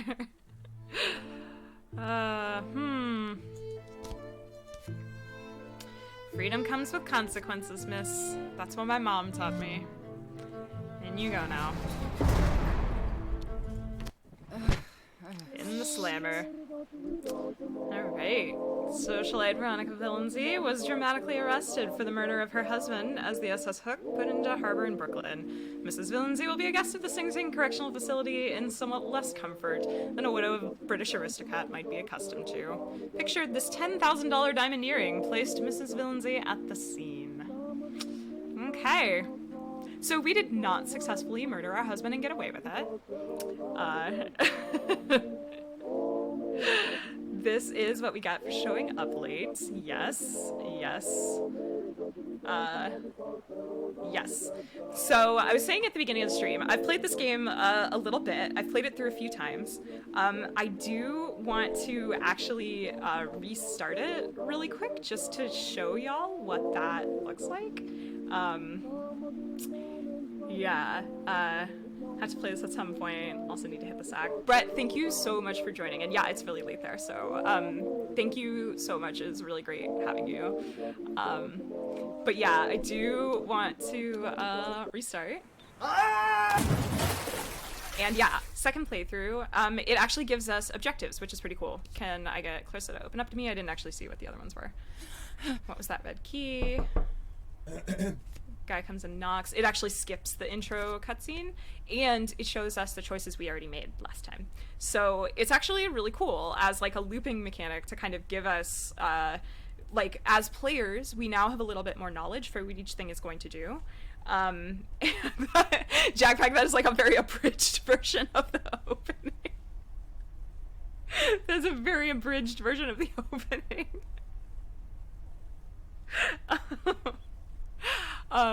So yeah, use this button to autoplay using previous choices. Choices in green are ones you took before. So yeah, it's a cool little like setup actually. So we can have him come in, ask who's there, or go with what we did before. You're a medium on that narratively, as it makes it more of a choose your own adventure than a unique adventure each time, showing previous choices. So what's interesting, Kinetic, is it actually, I should just use this utility if I need to scream a splash and a missing husband. So the regular intro actually has like voiceover and has, it definitely frames us a lot more as just like a cold villain. We're just like, yeah, lean a little further, dear, and just like push him over. It's very cold, very brutal. So Kinetic, what it does is it actually, leans a little bit into like kind of a roguelite thing, and it gives you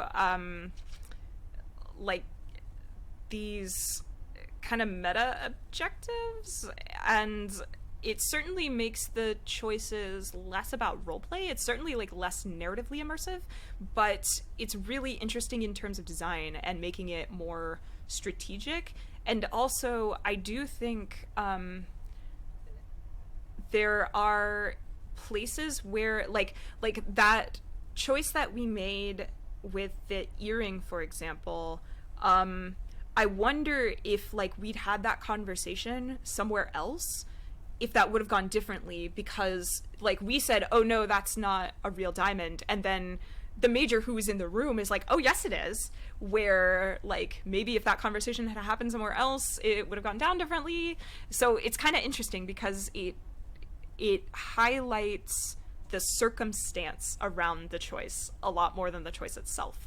So yeah, exactly, it turns it more into like a puzzle game, and I think it leans more into gameness the narrativeness, even though like it's a like normally very heavy narrative heavy genre.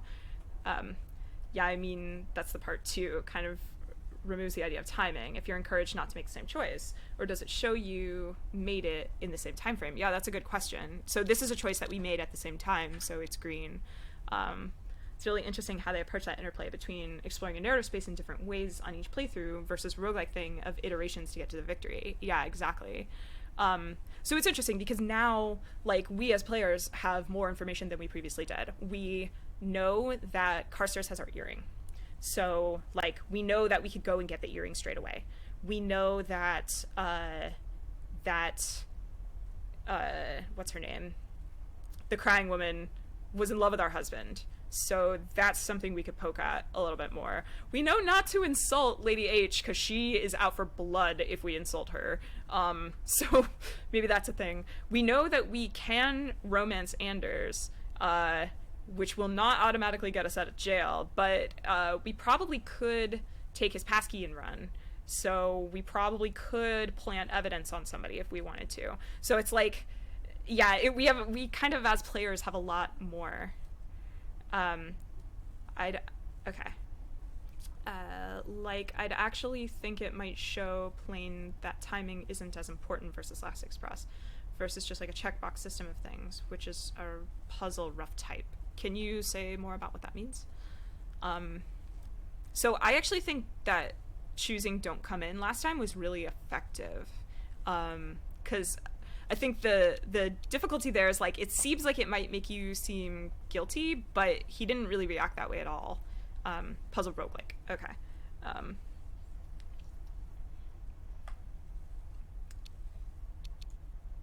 Yeah, I'm going to choose that one again. I'm going to go through this one a little bit faster. Of course not, ma'am. Wouldn't dream of it. Captain says we put into Liberty Island at 4 p.m. and breakfast is still being served. So we completely missed breakfast last time, too. So we could actually... try for that. Okay, so let's think about some objectives here. Do we want to try to hit breakfast? Do we want to try to blame somebody, and who if so? And I definitely think we should try to resolve that earring thing, like, straight away. 'Cause, yeah, it seems like if we could... Yeah, I don't really know how to deal with the earring.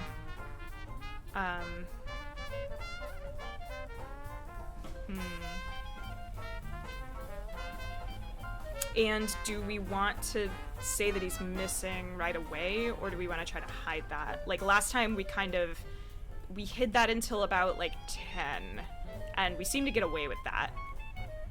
Also, to that roguelike end, it's interesting how we get closer to omniscience on each attempt in a way that the character isn't. We're working on information she doesn't know, but narratively, she comes across as a more clever character if she knows to expect these problems. Yeah, that's a really good point, too. What's interesting, though, is, like, this game does have kind of a weird interplay where the character does know things that we don't. So I think narratively, she's been on this boat for a week, so she knows these characters, like, a bit. So what's interesting is on the first time we played, there were a lot of, like, her seeming to have relationships with, like, Clarissa, where we as a player don't know who that is, but a lot of our choices were things like that would only really make sense in the context of two characters who know each other pretty well. So yeah, it's like in some ways, yeah, as we move toward omniscience, it makes our character seem more clever, but also in some ways it also brings us more aligned with what that character does know too. So, like, yeah, it's a super interesting dynamic. Okay, so yeah, I don't know. I kind of want to just choose some different choices. Yeah, let's okay, Brendito, thank you so much. It was really great to have you. Yeah, I'm gonna go through this one kind of quick, I think. I just want to choose some different things and see what we got. I'll let my husband know. Yeah, I'll say he's gone for a stroll.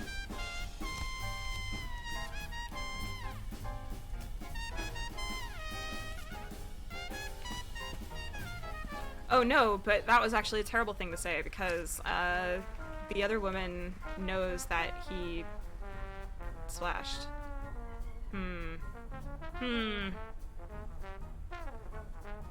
Okay. 8 hours, then you're free. I think I might actually... I think we can reset it. I think I'm gonna reset and, okay. It's such a good intro, isn't it? Alright. Okay, who's there? Steward. I think I'm gonna say don't come in. Of course not. Wouldn't dream of it. Etc. Okay, I'll just say thank you. Okay. So definitely last time I think looking around the cabin was the right move. In the bathroom, we were able to fix our face. There were tablets, sleeping pills, and we pocketed them. Now let's read the label. Here's the time. As a result of mental distress. Drowsiness, short-term memory loss. Irritability, aggressive outbursts, increased libido. That's a clever little thing. Buzzlebee, thank you so much for following. Oh my gosh, Crane! Welcome! Ah, it's so good to see you! Ah, so good to see you! Thank you so much! Omega and Farron!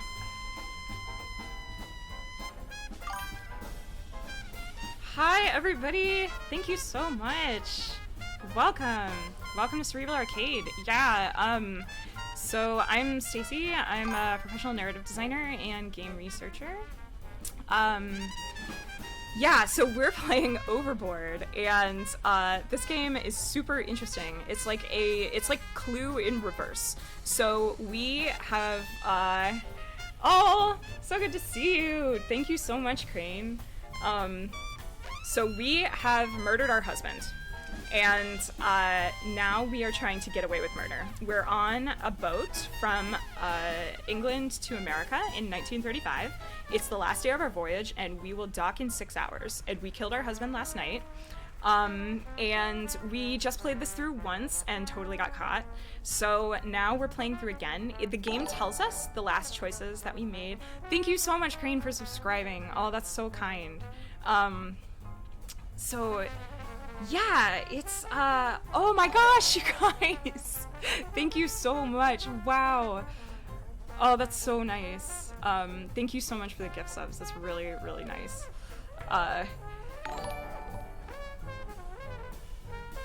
You guys! You're amazing, thank you. And Cecil, you guys, yeah, seriously, I haven't streamed in, like, ages, and it's so nice to welcome back. It's always that thing when you come back. DJ, oh my god, you guys seriously are, like, yeah, you're gonna make me blush. Like, yeah. Dr. Faulkner, I didn't even know you were watching. Hi, thank you so much. It's so good to see you. Oh my gosh. Yeah, wow, you guys. You guys, thank you so much. I seriously, to have this on, like, a first stream back is, truly amazing. So, I just defended my PhD last week and had not been able to stream for, gosh, like, several months leading up to that, just because I'd been so, like, in the weeds with everything.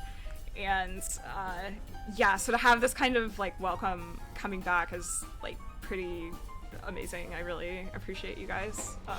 Yeah, thank you. So anyway, so we're killing our husband. Well, we've already killed our husband. Now we're getting away with it. And so yeah, so last playthrough we were discovered because somebody discovered an earring that we dropped up on deck. So what's super interesting is now this time as we play, we know what choices we made last time. The game is highlighting which choices we made. And as players, we know, like, what sorts of things got us caught. So we're gonna try not to do those. Brandito was like, half of our Agent of Chaos team. DJ was the other half of the Agent of Chaos team, making choices that were like pretty aggro and trying to get us captured. So this time, maybe we will not listen to them and we'll make choices that are not going to get us captured. And so yeah, so thanks DJ, such a pal.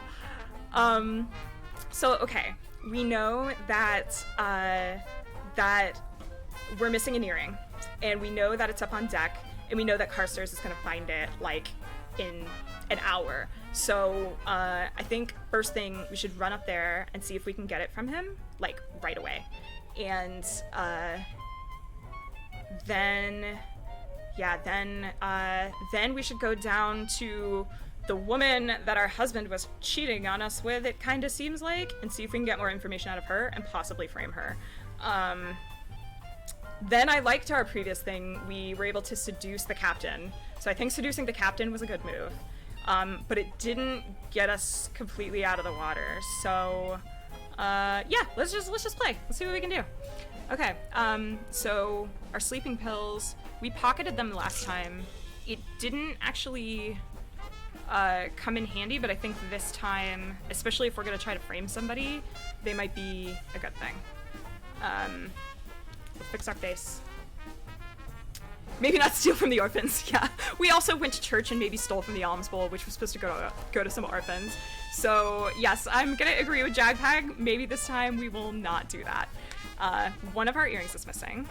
Okay, we can pocket the other one, which I still think is a good call. I don't think we want to be walking around wearing one earring, especially if the second one is seen on deck. So we'll pocket that one. Okay. There was a thing in the reveal scene about the bed not being slept in, so we might want to rumple the bed. Yeah, let's crumple the sheets. Yeah, sorry, DJ.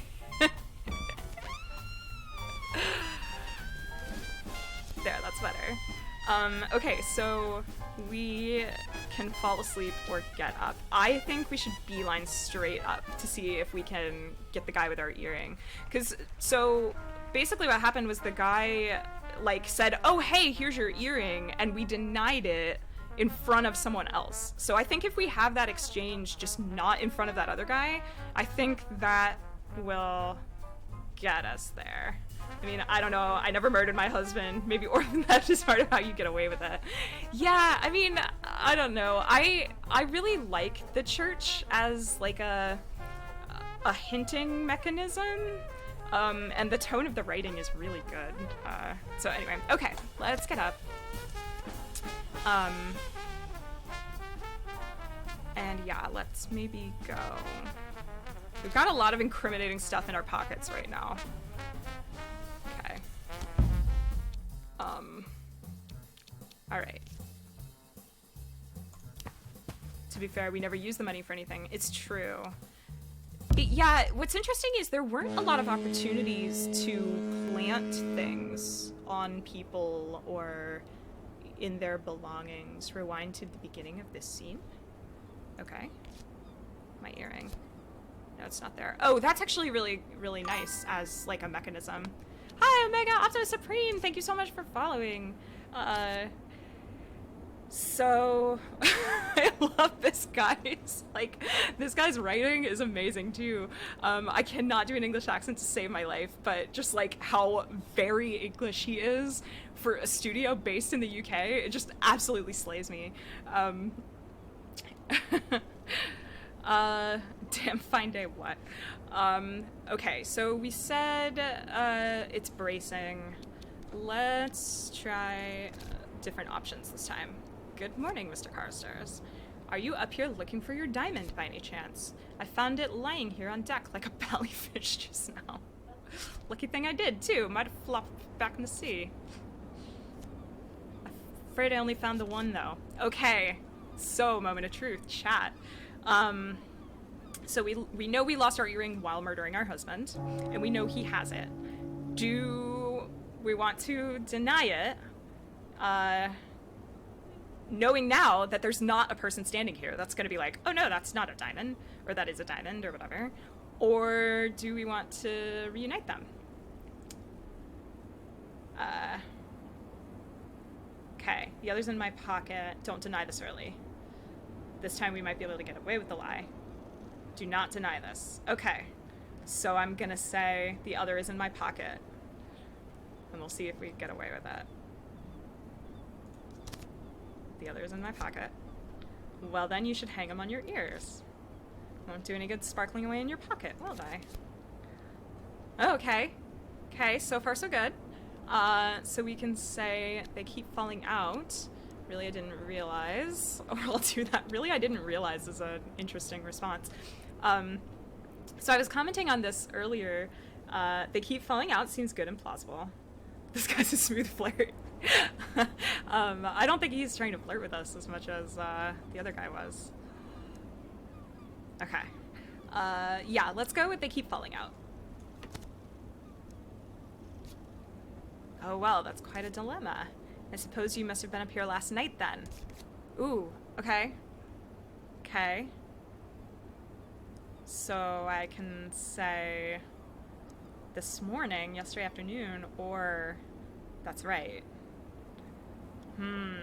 So this is interesting because, like, as a player, this is like a very strategic decision, and I'm trying to guess what I will tell people later and corroborate that with the information I know that people already have. So we know, for example, that Anders saw me up here last night. Okay, so I have to romance Anders, actually, because he saw me on deck kill my husband. But he's probably not going to say anything unless I don't know. That's tough. Okay. So I'm going to guess because but the drunk lady saw me on deck last night too. Can't I kill him? Kill this guy? Just like 9 o'clock in the morning, just like killing people. No, kinetic. We have to be like in the cover of darkness. And I mean, what's interesting though, you do raise a really good point that it's not really clear why we killed our husband. We just kind of killed him. Murder your way out of murder. Throw him overboard. I mean, poison. Right. So, yeah, we were talking earlier about roleplay, right? And like, that's a really interesting point about roleplay hooks. Like, as a player and character, I kind of want to know like why I killed my husband. Like, am I just an evil person who kills everyone, or did my husband wrong me in some way, or whatever? I mean, I guess that's what I'm trying to determine, like, by making choices here. Drive this into the ground. All right. Let's say,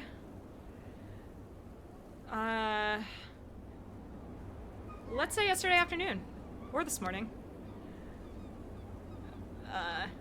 Yes, my name is Villenzy.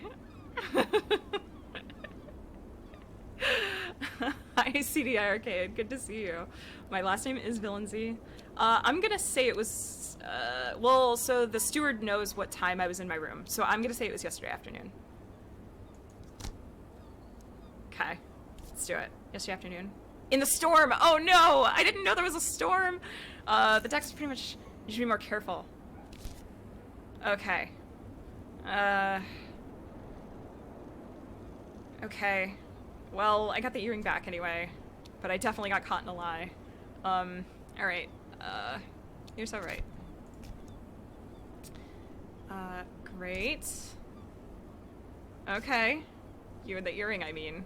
Shall we take a turn around the deck? Oh, do I want to walk with him? Maybe I can smooth over that lie situation just now? Yeah. Wait, look, dolphins. That's what I said to my husband right before I killed him. I think this choice might... yeah, Jackpack, apparently. We didn't know. We didn't know. But wait, look, dolphins is definitely what I said to my husband right before I killed him. So I think this might be implying that I can push this guy overboard. Or at least that's what it's wanting me to believe as a player. Uh, hmm. Okay. Alright, let's try. Dolphins? Doesn't seem likely. Water's too cold here for dolphins. This is backfiring really hard. Gotta flirt with this guy now. Right. There's something down there, probably.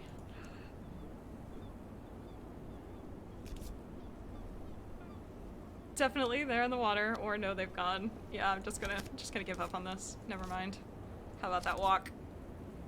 You know, I think I'm gonna walk with him. I think that seems like a good thing to do. I know, I hope it's not the mister in the water. I was thinking that too, DJ. Brutal. Brutal. Yeah, let's walk. Okay.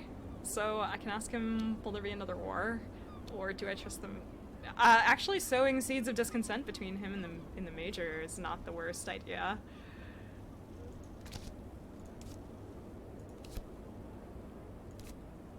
He's got his own code of honor. Your husband tried to cheat the numbers when adding up the ledger one night. Old Sing Fair dashed his pencil from his hand with his stick. Quite a stern performance, I can tell you. Where's your husband this morning? Yeah, let's just be really non-committal with that. I don't know, what do you guys think?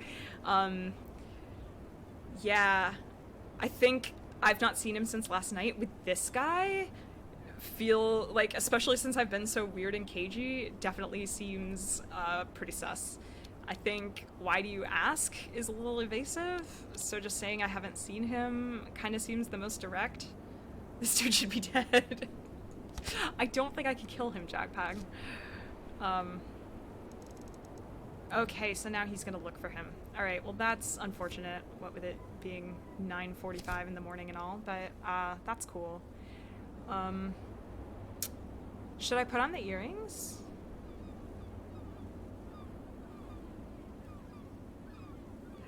So, yeah, it's so interesting. Like, all of these choices are asking me to make choices on limited information, which normally is a thing that, as, like, a choice designer, we try to avoid doing, but the game is really leaning into that as, like, a source of dramatic tension, and it's really cool, actually.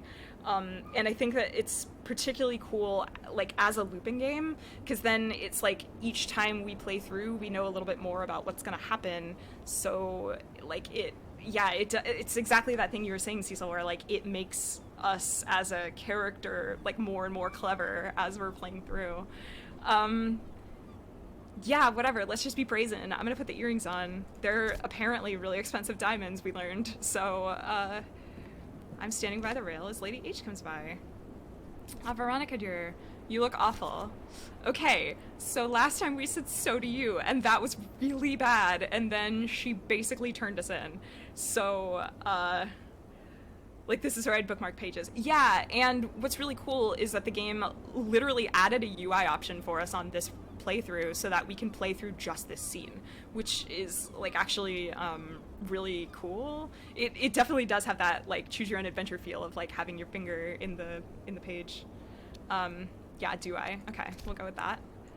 Oh, do I? Simply dreadful. Too many late nights, I suppose.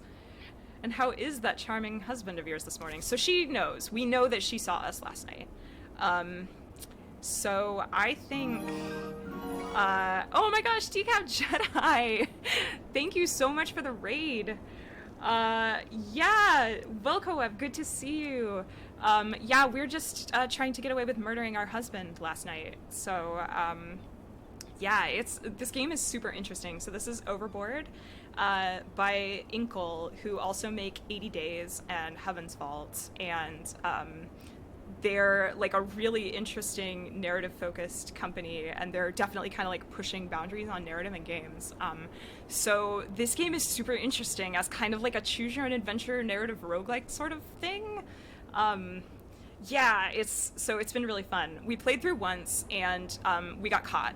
So we're trying now our second playthrough to see if we can get away with the things that went wrong for us last time, which was like definitely a little spicy. So okay, yeah, okay. It's also interesting. I expected there to be a lot more systems-driven stuff going on, like in Heaven's Vault, but the structure seems really designed for that choose your own adventure thing, where you just get to explore the narrative space and possibilities. We've mostly traded old bad decisions for new bad decisions. I know, it's been bad. Yeah, you know, thank you for the follow, Cosmic Void. I kind of feel like maybe, let's take a different approach with her. She, I think we can say he's gone missing. We could say he's sleeping in. Well, we know from the last playthrough that she saw us on deck with him last night. So, let's maybe lean into sympathy from her if we can. Like, okay, he's not that charming. They never are once you marry them, you know. Okay. Men find it terribly tiring to be polite, I find. Indeed, so do I. Are you married? Or give me money over politeness? So this one might be interesting. She is wearing this very adorable fur and, like, a very excellent hat. But we could ask, are you married? But that might be, sensitive? I'm not sure. Todd 8 Step, thank you so much for the follow. Yeah, I might have found her personality type. I think she, yeah, I think she's definitely kind of that, like, old codger, maybe hates men. Yeah, I think I'm gonna go with the money. Let's see. My dear, how many times were you planning on being married? Oh no, that might have been bad. She pulls a string of rosary beads from her pocket as she strides away. Oh, that's not good. That's not good. Yeah, Jackpack, I probably should have gone with that. That would have been good. Yeah. Yeah. Alright, well, that wasn't catastrophic, I feel like. Yeah, okay. We'll see. I leave the rails, I look up. Do you see the bridge officer on duty looking back at me? Okay. I think we should romance Mr. Anders again, for sure.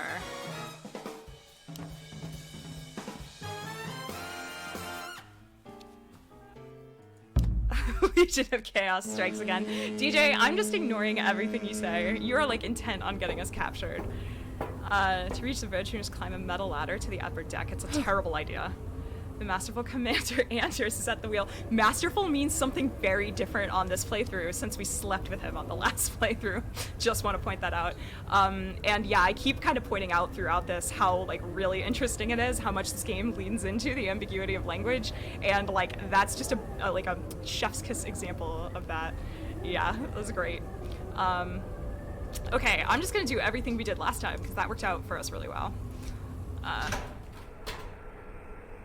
There are a few on-duty officers about, so we're just gonna be shamelessly getting our flirt on in front of all of these off-duty officers.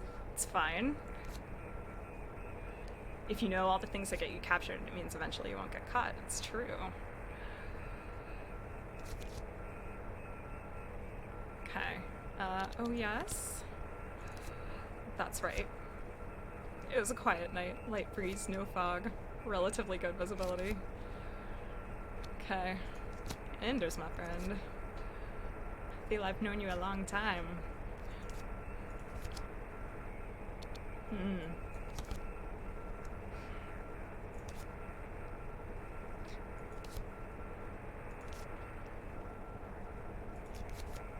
Yep. We know.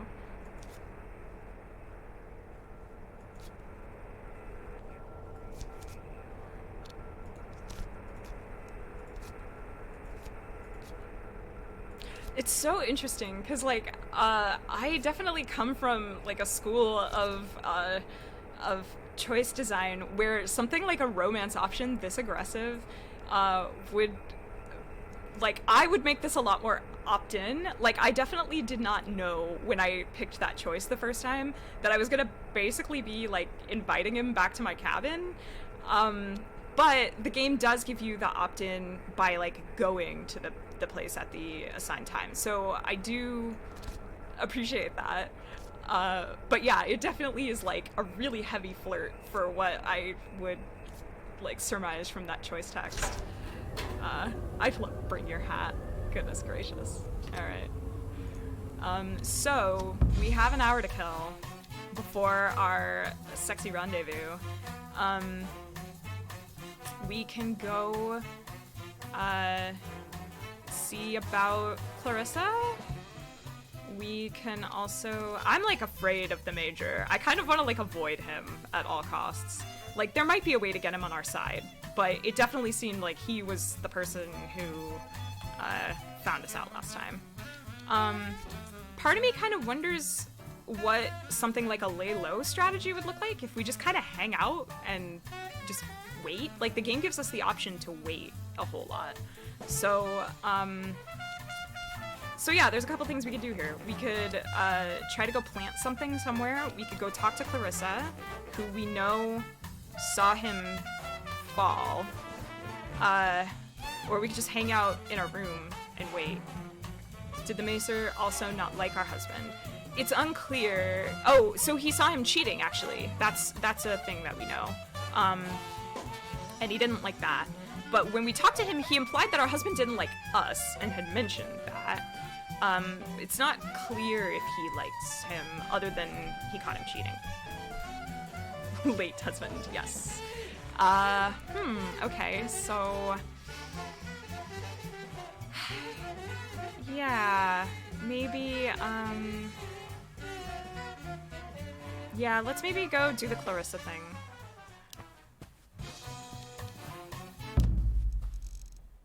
I'm kind of curious, too, if we can get a little more information about what's going on between Clarissa and our late husband as well. The Af cabins. Okay, sobbing. It must be Clarissa. Clarissa is crying about something. So let's try Clarissa's door. I'm also thinking about how the text for the choices doesn't necessarily give you a good idea of the outcome, and that seems deliberate. That fits really well with the tension of information between what we know and what the character knows. Yeah, it's a really good point.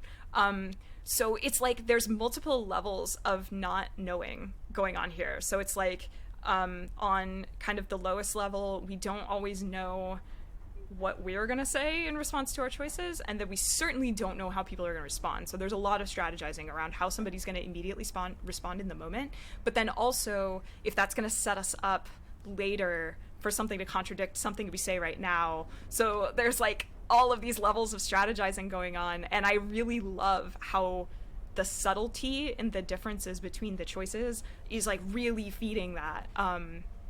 Whereas, yeah, if they were all really different, I think it would give a little bit more of a sense of where the different directions are going to go. It works really well with the tight, fast loop. Yeah, for sure. I mean, I'm taking ages to play this because I'm on stream and I'm talking through, like, all of these things. But the couple of times that I played through by myself, I think I played through the entire game in, like, 15 minutes or something. Like, it's very fast. So, okay, so let's knock on Clarissa's door. She tells us to go away. Clarissa let me in did get us in. You're going to want to talk to me. It sounds really aggressive, especially if she knows that he fell. The steward could open this door also sounds aggressive. Okay, I think we stick with this one. You witch! I never want to see you again. I know what you did to him. I know. Okay. Clarissa's in tears over my husband. I can ask her if she's seen him.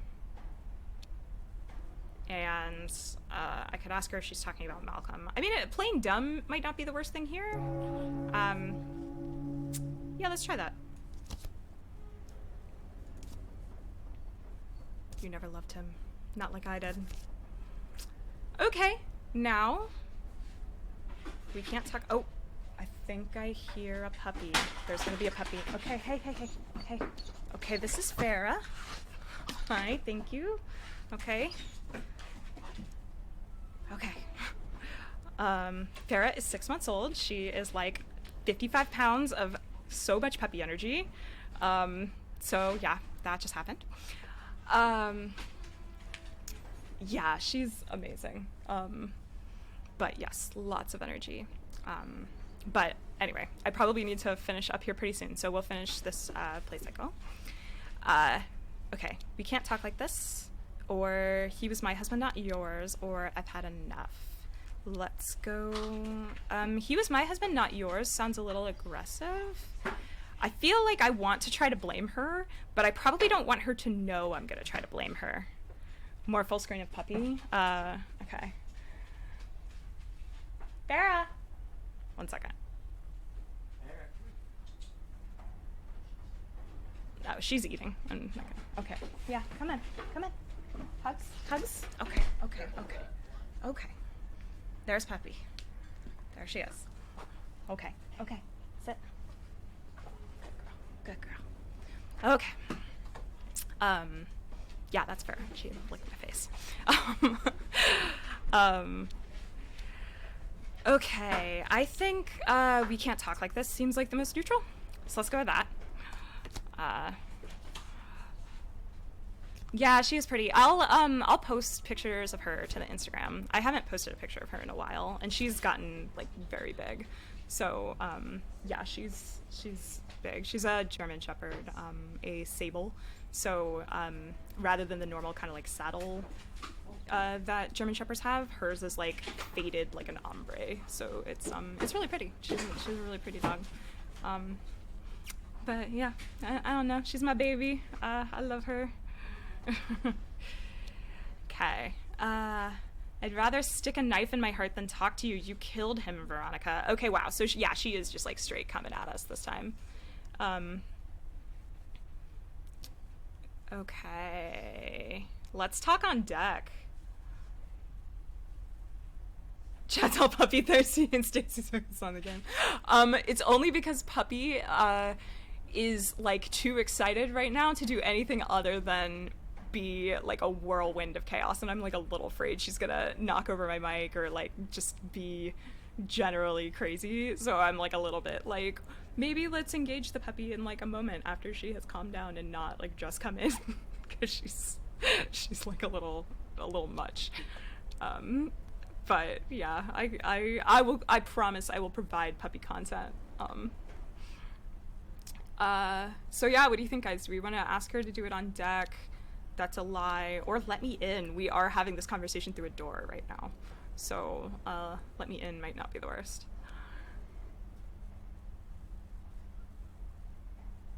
I'm gonna go for it.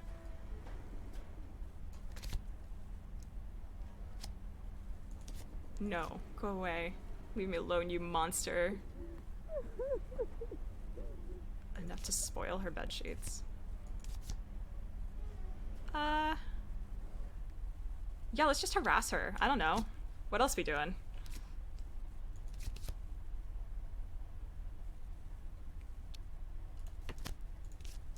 Why? Ooh. It's important. Do it for Malcolm or for your own good.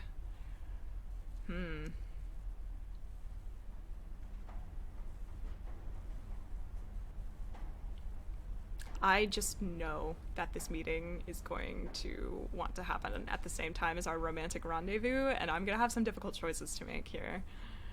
She'd probably do it for Malcolm. Yeah, that's a good point, Jagpag. Let's do it. Trust me. I hate you. Okay.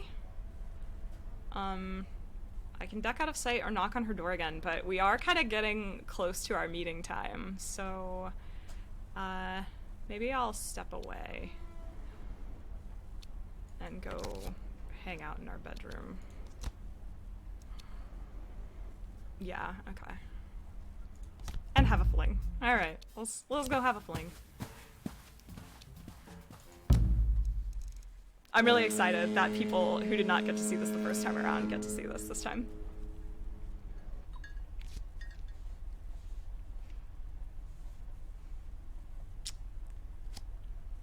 He let himself in. Turn on the tasty bass riff. All right, let's close the door. We won't want to be disturbed. There were other options. We didn't have to go so hard on the romance apparently, but like that's where we were at. So yeah, I'm down to just go romance again. I don't know about you, chat. I'm gonna do it unless somebody intervenes. All right, doing it. Silence in chat. I love it. All right. I love that he calls me ma'am too.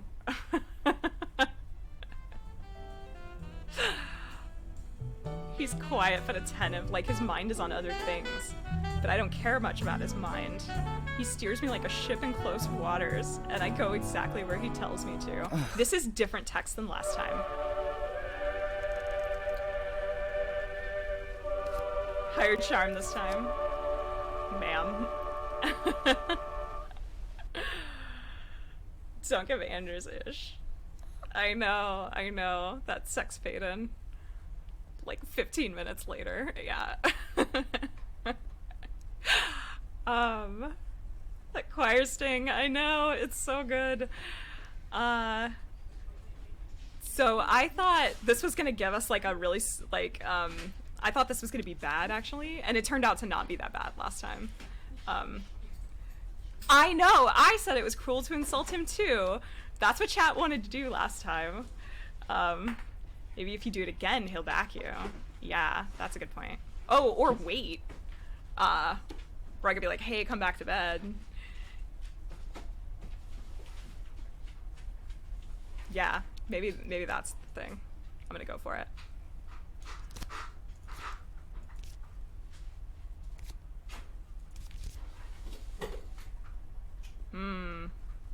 I feel like the passkey is like a little too transactional.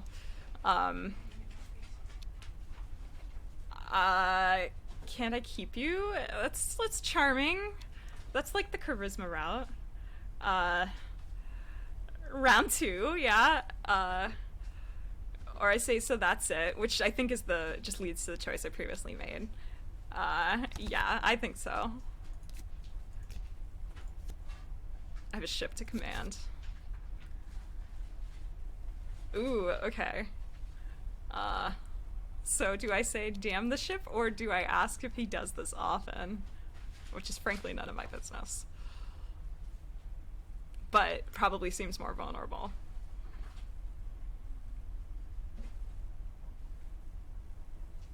Alright, let's do it.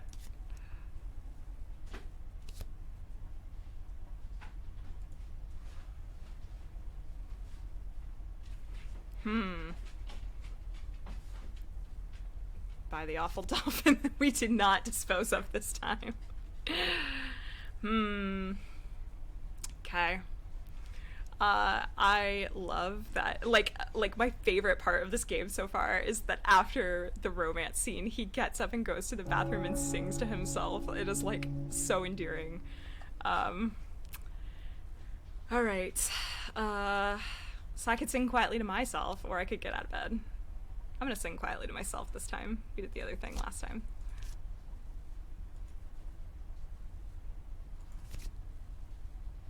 Yeah, I'm gonna tidy my hair, for sure.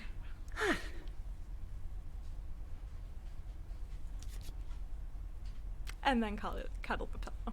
That was also, I think, the right move. Maybe it's a duet. Yeah, that's a good point.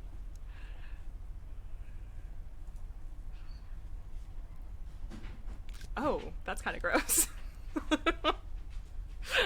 Okay. Maybe it could be a duet, yeah.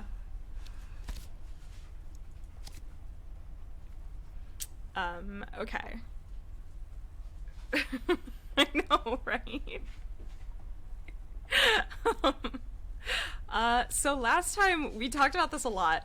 We didn't want to peek into the bathroom because that just seems like really invasive. But yeah, grabbing Anders' passkey, like, yeah, we were not successful at that last time.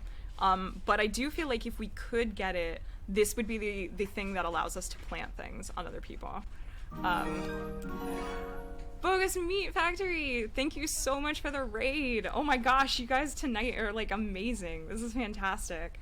Gotta get up. Sending the wrong signals, waiting so long. Yeah, hi. Oh my gosh, welcome everyone. We are playing Overboard by Inkle Studios, and we have murdered our husband, and we are trying to get away with murder. We have played this through once and gotten caught, and now we're on our second playthrough trying to get away with it. We have just finished romancing the ship's commander, and it seems like that's gone really well for us so far. Bogus, thank you so much. Yeah, it's been a pretty like wild like journey, as you know, and so yeah, the last week or so I've just kind of been recovering, and I'm really excited to be rested enough to be back to streaming. So yeah, it's been pretty good. We're probably gonna get caught. No, we're not. We haven't done anything really bad yet. We got caught in a couple of lies so far, but it feels like nothing catastrophic. Need to head out. It's getting late. Thank you so much, Cecil, for stopping by. Yeah, this has been a lot of fun, and your comments always are amazing, so thank you so much. Yeah, let's just peek into the bathroom since we didn't last time. Again, like, this feels really... Anders looks great with his back to me. So yeah, I can try to steal his key or lay back down. We weren't successful stealing his key last time. I don't think we're going to be successful stealing it this time either. So, yeah, I might as well lay back down. Like, get him back on our side so that he doesn't turn us in. Bogus, thank you so much for subscribing. Oh, that's so kind. Yeah, okay. So Kinetic, you seem like you're making good choices for us so far in this this scene, and chat, like, in general. We've just romanced him, and he's gone to the bathroom and cleaned up, and we have gotten ourselves fixed as well. Smile, or say you look perfect. Yeah, smiling is good, actually. You know, you might need to get up eventually. Ooh, that eventually, he's so suave. The straightening of the tie. Then he goes. And then this choice, which is just an amazing, like, reflective choice. Like, as a player, do we sigh or giggle? And sigh is so loaded. Like, again, this is one of those moments that's, like, leading so hard into the ambiguity of language, which we talked about, like, on the last round of, like, a sigh is so ambiguous. Like, I actually use a sigh frequently when writing procedural narrative because it can carry so many different meanings. But yeah, all right, we giggled last time. We can go ahead and sigh. Wow, I did not, okay, when I picked that, I did not in my head envision that was gonna be us mentally dogging on our husband for the affair we just had, but okay. Jeez. Okay, hi. Here, DJ, here's your puppy content. Now that she's calmed down a little bit. This is Farah. She's 6 months old. She has just been released from puppy jail, so she's very excited. Okay, yes, I still love you. Okay.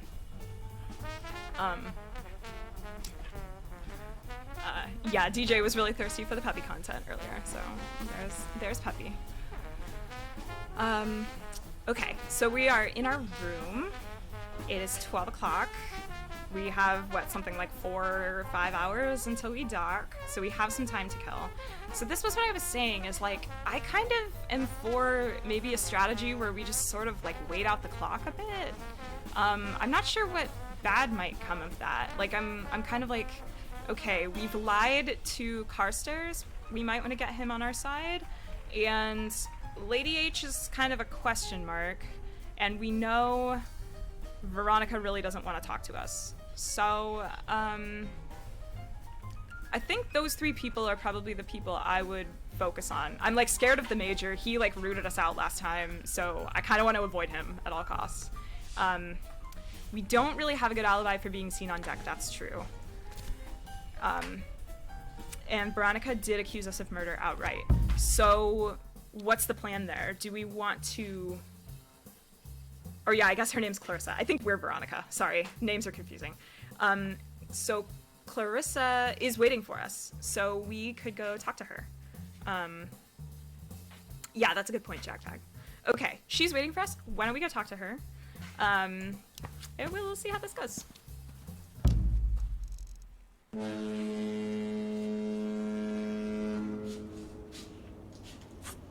Oh no, there were objectives.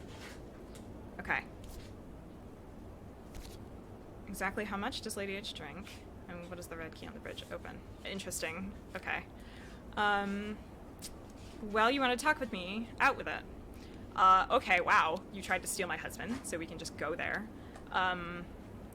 Or we can try to be a little more gentle. I think since she accused us of murder, I think we probably want to try to frame her. But I think we want to be gentle with her up until the moment we do that. Yeah, Bogus, this game is so interesting. It does so much mechanically with a choose-your-own-adventure format that is not in a way that, like, a game book or something would. Like I think if you say to me a choose-your-own-adventure game that has a lot of design elements, the first thing that comes to mind is something like a fail-better game or, you know, something where you have choices but a lot of stats. And those stats are all hidden from the player. So it's doing really interesting things with you making a lot of choices and the dramatic tension of those choices coming from you having partial information. So yeah, so it's interesting too because each time you loop through, you have more information as a player, but also the game tells you what choices you made last time. So you kind of can like build more and more of a picture of like what the exact right thing to do is, and you kind of seem more and more like a sophisticated criminal. So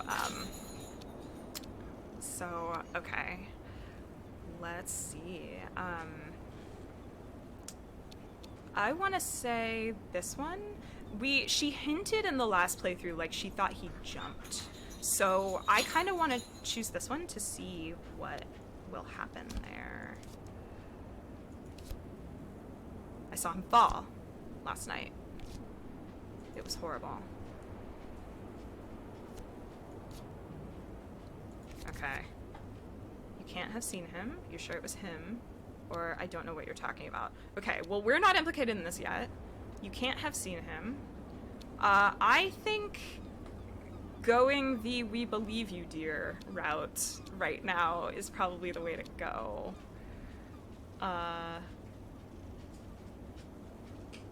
Yeah. 100% we gotta get in a room. I know, I'm thinking the same thing. I'm like, ooh. You sure it was him? I wasn't sure until I saw your face this morning. Okay. So... you can't have seen him? It sounds like we're denying it. I don't know what you're talking about. That one seems like that could be reasonable. Or is that your porthole down there? Oh, that could go either way. Yeah, I think maybe you don't know what you're talking about.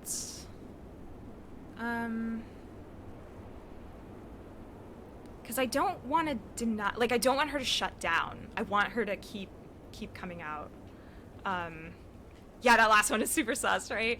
No, Jackpack, no, I'm not gonna murder her. I'm trying to blame her. Okay. I'm gonna go with I don't know what you're talking about. He wouldn't have done it except for you. You didn't love him. Why didn't you let him go? Okay, so she thinks he killed himself.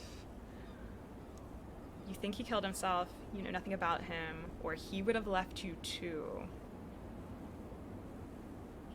Ooh. I think the first one.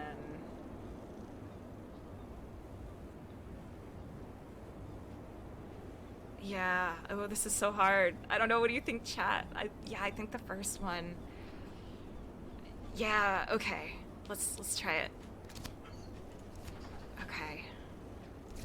That's all he could do. He loved me.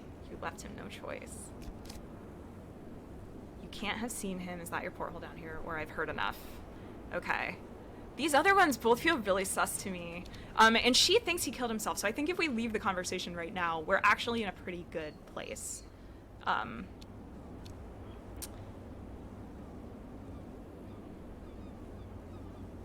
Yeah, exactly. We can just say he committed suicide. So, like, if we did nothing else at this point, what would our complications be? So we lied to the guy on deck. Yeah.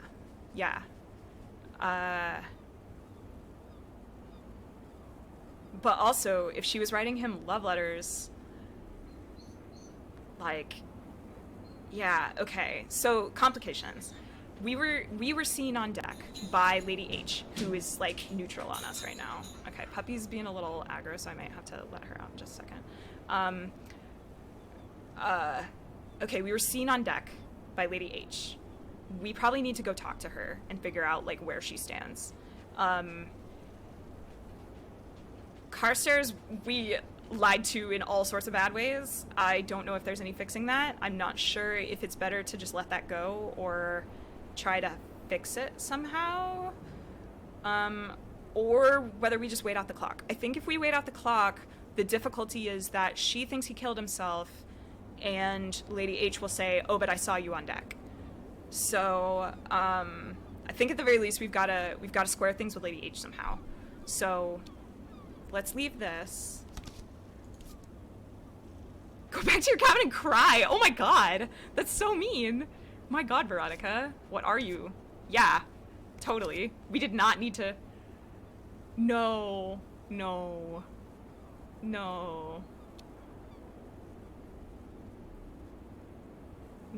Okay, so for context, chat, wait, I see dolphins is like how we got our husband to look overboard before we pushed him. So yeah, again, I think this is the, like, I'm gonna try to murder you, which does not seem like the chat, you guys. I don't know. We didn't get like a UI notification that she's against us. This is what I mean. This is like partial information, right? Like systemically, the game has told us she thinks he killed himself. Now she has reacted, but we haven't gotten a new, like, Toasty thinking that she doesn't think that. The run is botched, go for dolphins. I don't think so. I'm gonna try to save it with Lady H. And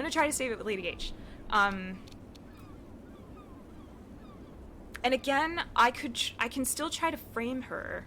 Like, if I could get the love letter, I might be able to frame her. I feel like. I mean, if the run is really botched, we can also rewind. We can rewind this scene if we want to as well.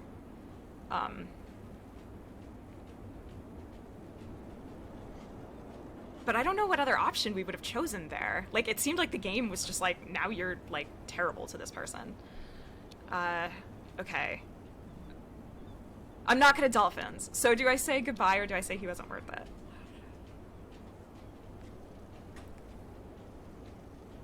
Yeah, I agree.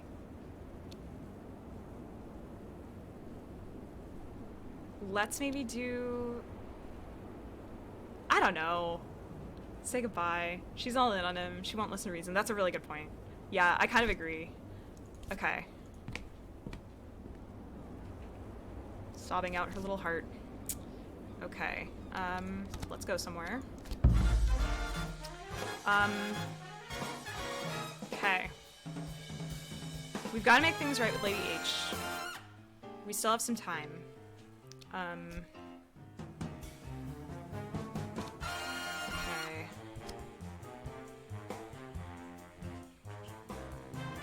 Alright. It is so sudden every time. I love this map. This is so good. Yeah, I guess let's go for Lady H. Let's see what we can do. Yeah. 3 hours. Alright. Lady H is sitting by herself. I love her fox thing. Oh, it's so good. Okay. May I join you? So we asked this last time, but we had insulted her earlier. So this is actually where it's really cool that it shows you your previous choices. Because now we can choose this, but we actually get a different answer. Yay! Okay. Lady H is having a drink in the restaurant. Do we want a drink? I mean, I say sure. We definitely don't judge her for it. She is, like, very touchy. Oh, thank you so much. Yes, I appreciate the posture check. Well, I am having a glass of champagne to celebrate my successful dissertation defense, so I am going to join Lady H for a drink at the very least, and we will say thank you. Enough fade-ins in the 30s. Yeah, it's true. 2 martinis. Make mine filthy. Okay, so I can wait for my drink or ask her. So the "are you married" thing seemed contextually in the last choice thing like a reasonable question. Now it seems like a little forward as like a first question in a conversation. I'm sure the game's not modeling that. Just like for me, it feels a little like, oh, I don't know. So I might ask her about the commander, since we did just have like a nice, lovely, like afternoon with him. I always love the vertical slice of the ship where you see everything inside. They did that in Sierra's Gold Rush. It's so evocative. Yeah, only one option is commander. Lovely Anders. Isn't he, though? Okay. Quite a favorite of mine, but you know, dear, not all that glitters is gold. Oh. Oh. Wow, this choice space. Okay, so sorry, this one's a little bit hidden, but it says, what does that mean? Or you don't trust him, or you don't like blacks, Lady H. Reminder that this does take place in 1935. Okay, wow. So I don't want to choose this one for, both, like, it makes me feel a little icky, but also, it feels very confrontational. I think you don't trust him feels the most neutral. What does that mean also feels a little hostile. And keeping in mind, we know from our last playthrough that this woman was, like, very easily insulted last time. So, yeah, I agree. Like, this one is the least, like, aggressive. Oh, I would trust him. Maybe not to sail a boat, though. Okay, definitely not this one. We can ask, what does that mean? Or he's a war-decorated commander. So what's weird is that even though this one's directly disagreeing, this one feels a lot more, like, aggressive somehow. Yeah, I don't know. What do you think, chat? This is tough. She's a tough one to have conversations with, man. Don't come to his defense. Take her side. Yeah. So what does that mean, I guess? Is maybe the best option there for that? I'm gonna choose it. Yeah, I think, okay. What does that mean? Our beloved commander, my dear, has a secret. Okay, I can deal with that. We all have secrets. What kind of secret? Tittle-tattle, surely, absolutely not. Or you're quite the detective.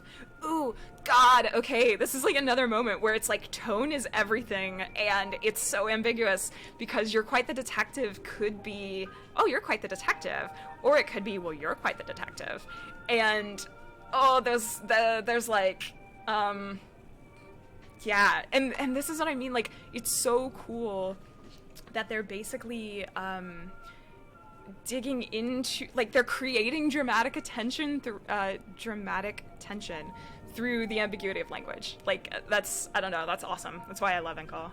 I read it as a compliment. Didn't even think of it as an insult. Yeah, I mean, let's, so, yeah, there's also that thing, like, as a writer, like, sarcasm is hard to convey, so probably you would go with the non-sarcastic version of that option. And not even sarcastic, but, like, yeah, okay, yeah.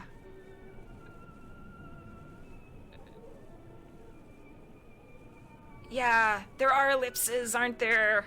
Oh, those ellipses have got us in trouble before. I kind of just want to be straightforward and ask what kind of secret.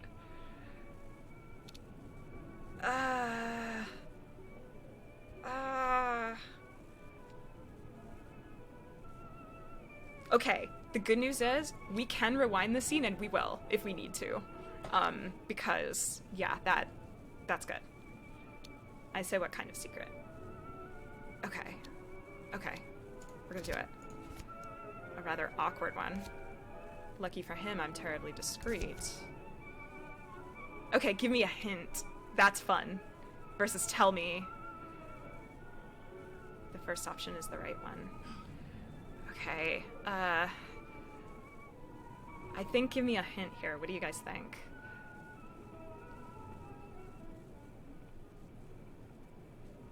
Yeah, hint. Okay, we'll do it. Oh, I can't resist that. He's rather young, don't you think? To be full commander, I mean.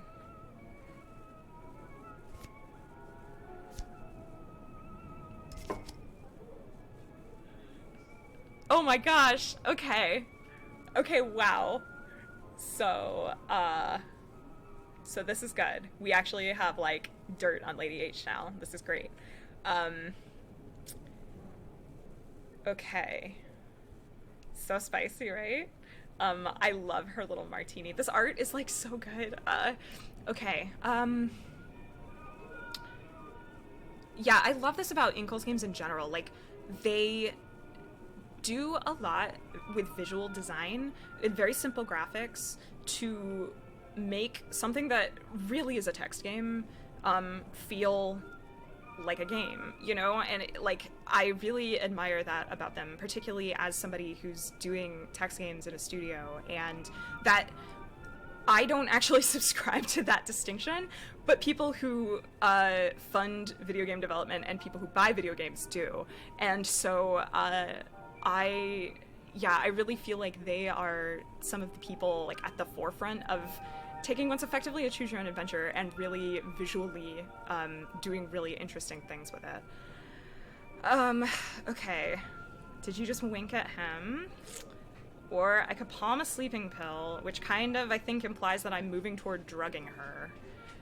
Which I don't think we need to do. I think we're kind of building a rapport with her. I don't think we want to ask, did I see you on deck last night? I think the wink is the right answer, too.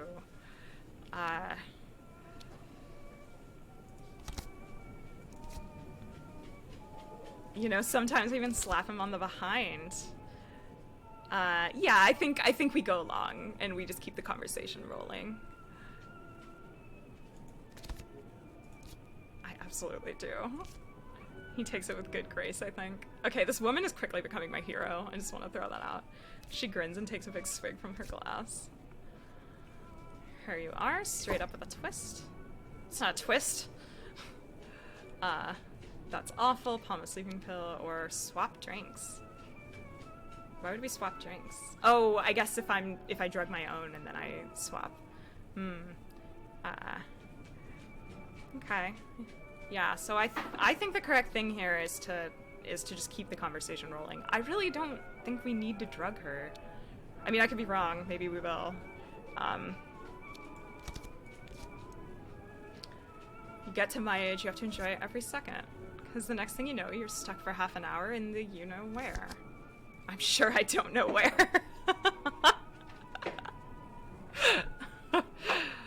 Alright, yeah, let's do it. Oh well, you'll find out soon enough. She sips her drink so delicately. Here's to you and that lovely husband of yours anyway. Okay, now it gets interesting. Now I think I can start seeding the negative stuff, right? Like, she seems kind of anti-men, so I think this is good. I think this is gonna go well. Well then, dear, can I have him?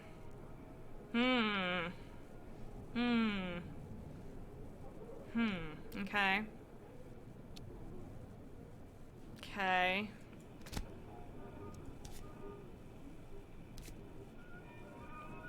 And really do. That's my advice. Yeah, that's awkward.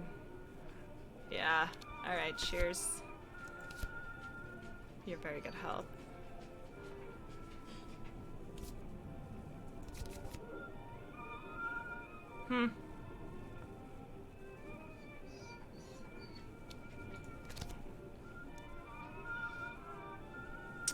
Lift my glass and drain it. Do make sure you enjoy your life. Don't waste it. I'll try or thank you. Why would we drug her? Because she saw us on deck last night. And right now we're kind of taking a gamble as to whether we think she's gonna say something. I actually think the right thing to do here might have been to drug her. Cause she definitely saw us. But, I don't know. Okay, yeah, I mean, the real question here is, like, do we replay this and try to drug her? That's probably the correct thing. There might still be time to frame... What's her name, though? I'm just gonna say thank you. Okay, but as a player, I now know that I can drug her in this scene, which actually is really useful information to have. So she's drinking over lunch, and I can drug her if I want to. Okay, I do not want to go there. Yeah, I mean, really, we don't have a ton of time left. She's one of 2 people that saw us on deck last night. Yeah, and we've romanced the other. Yeah, that's actually interesting. I wonder if there is a playthrough of this where you can kill everyone. There probably is. That feels like a thing. Like, as a designer, I would want to add that. Like, an achievement for it, too, probably. Okay. Well, these dudes discovered us last time. I want to stay away from them, especially considering that they're together. The only way to win is to kill everyone. Who's driving the boat? Well, it's Anders. We can keep Anders alive. He's fine. We like him. Yeah, I guess, Okay. Here's a crazy idea. What if we try to get the key from Anders, and then try to... Okay, this is probably what we should have done. We probably should have stolen the key from Anders, and then she was meeting us up on deck. We could have stolen the love letter from her then, and then had it and met her up on deck with it. Okay. I know, DJ. You've rubbed off on me. You're a terrible influence. Yeah, I don't know. We don't have a lot of time left. I guess, yeah, I'm just gonna harass this girl. Like, whatever. Here we are. We're in it.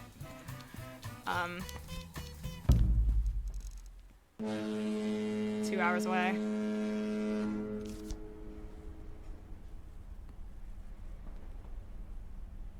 Okay.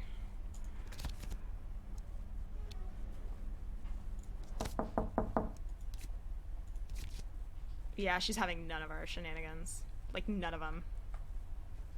What's a good chat if they don't encourage chaos? Yeah, it's true. Listen.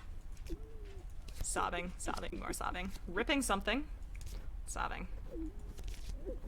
Okay. Yeah, I think we might have botched this playthrough, chat. I think I should have killed her. I think I should have killed her. Yeah, let's go see if Anders will tell us what his secret is. Yeah, that was the love letter. I know. I know. He gives me a cheerful smile and returns to his duty. Alright. Well, alright. I guess, like, yeah.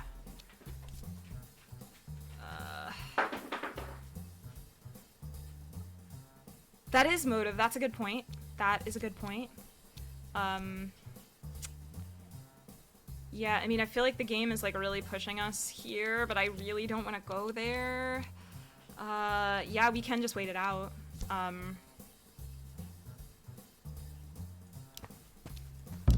Yeah, go to our cabin. Someone dropped Malcolm's jacket outside the door to my room. Take it and hang it inside of a chair. Yeah, let's look in the pockets. Why not? Cabin key. No wallets. No love letters. Interesting. So his jacket is in play, and I wonder if that's a situation where if we discovered the jacket somewhere else, if it might have had those things earlier in the day. Okay. Can we put, Yeah, okay. Okay. There you are. We're needed in the restaurant now. Alright. Yeah, walk me there.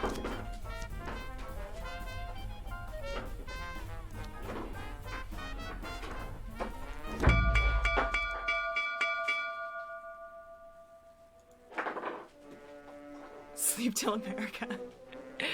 In the restaurant, everybody's gathered. Thank y'all for coming.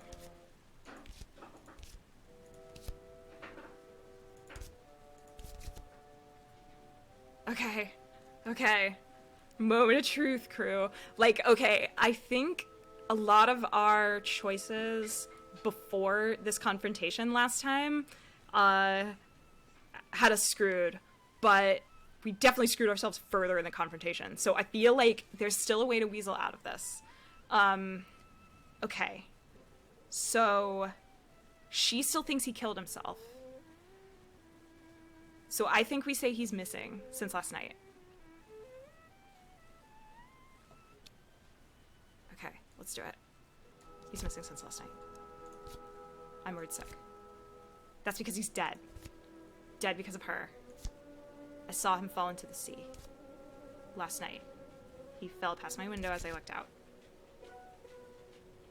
Oh god, what do we do? Okay, so I don't think we go aggressive on this. I don't think we say, she told me this nonsense. We could say no. Or we could say nothing. Okay, we'll say nothing.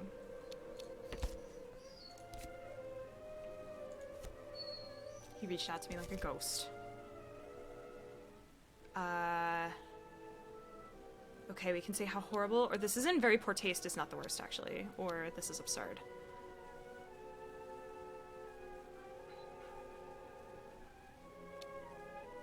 I think how horrible also is maybe good.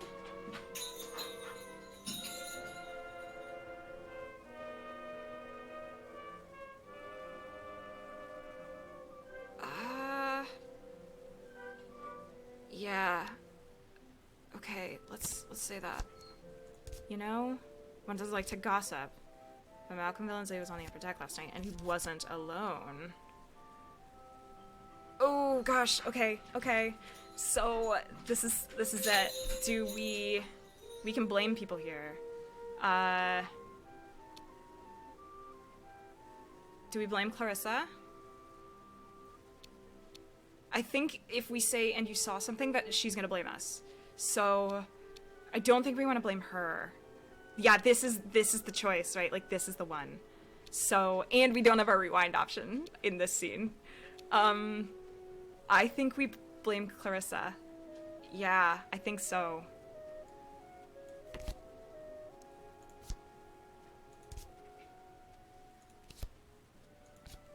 Oh no! Oh no. I mean, we have to say yes. We're literally wearing them right now. So, like, right.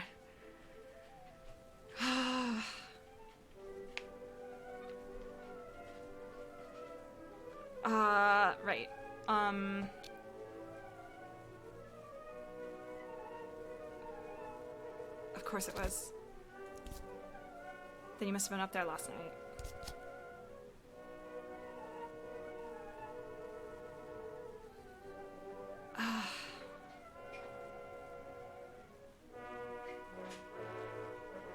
Yeah, we need, oh, I feel like we're so close. Okay, okay. We told him we were up there in the storm. Yeah, I mean, I guess we could, yeah, alright, we were in the storm.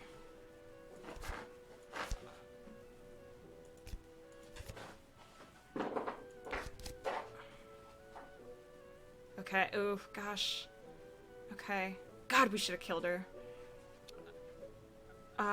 Okay, we can, I think, say nothing here. Yeah. Yeah. Yeah. Ugh. Okay.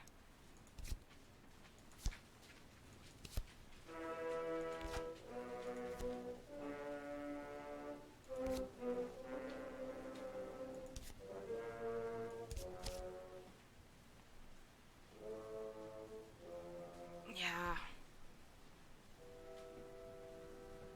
It's too chaos to live. Yeah. I mean, I think we have to say we're innocent. Either of these are basically guilty. Yeah, I know it. Oh, okay, okay, okay. Okay. So do I say Clarissa killed him, or do I say he must have jumped?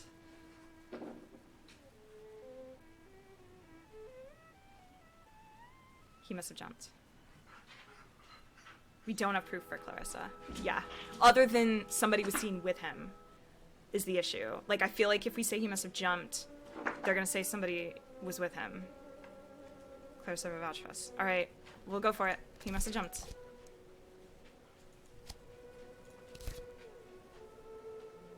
Oh, Okay, now, hold on. We can say he wasn't happy. Clarissa might back that up. We can say our marriage was loveless. Clarissa might back that up. He had emotional problems. We have the pills with us, actually. Yeah, I think we go loveless.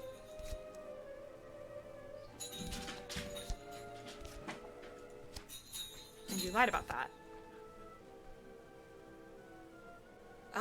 Oof, okay. I feel like we've got to go with one of these two.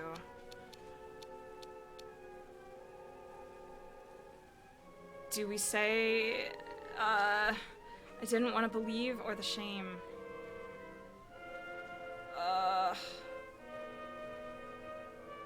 Yeah, I mean, I think maybe the shame. I didn't want to believe. Yeah. Either one. Okay, I'm going with you, Bogus. Alright.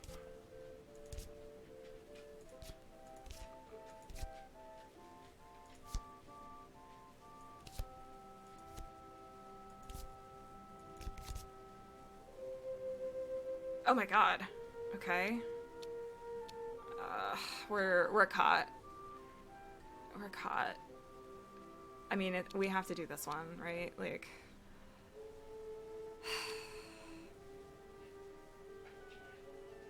God. Alright.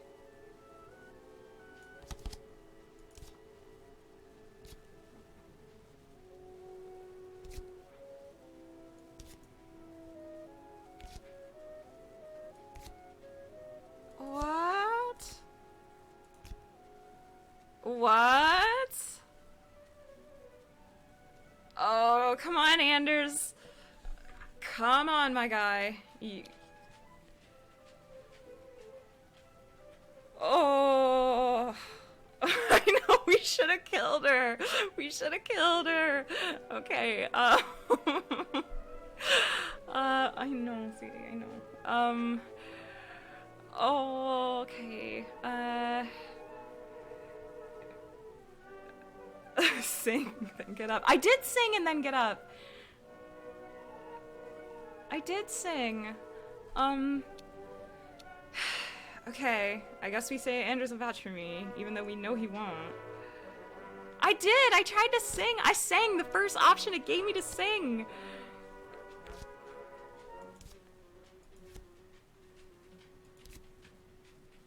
Oh, Anders! Yes!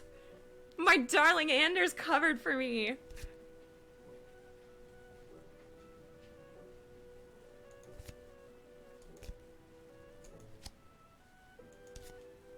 Heck yes! I cannot believe we got away with it.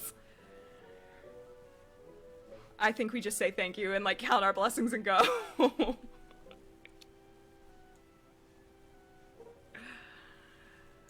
Oh my gosh, yes! Kinetic, you gave all the right answers there. Okay, let's do it. July 4th. Bar of the hotel. I escaped with a nice commander on my arm.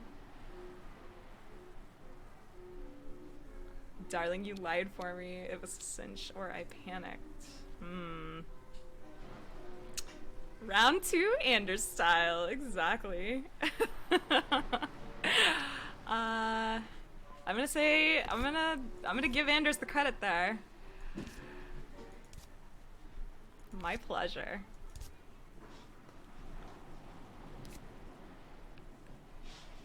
We're just gonna have to try the whole thing again. You're kidding.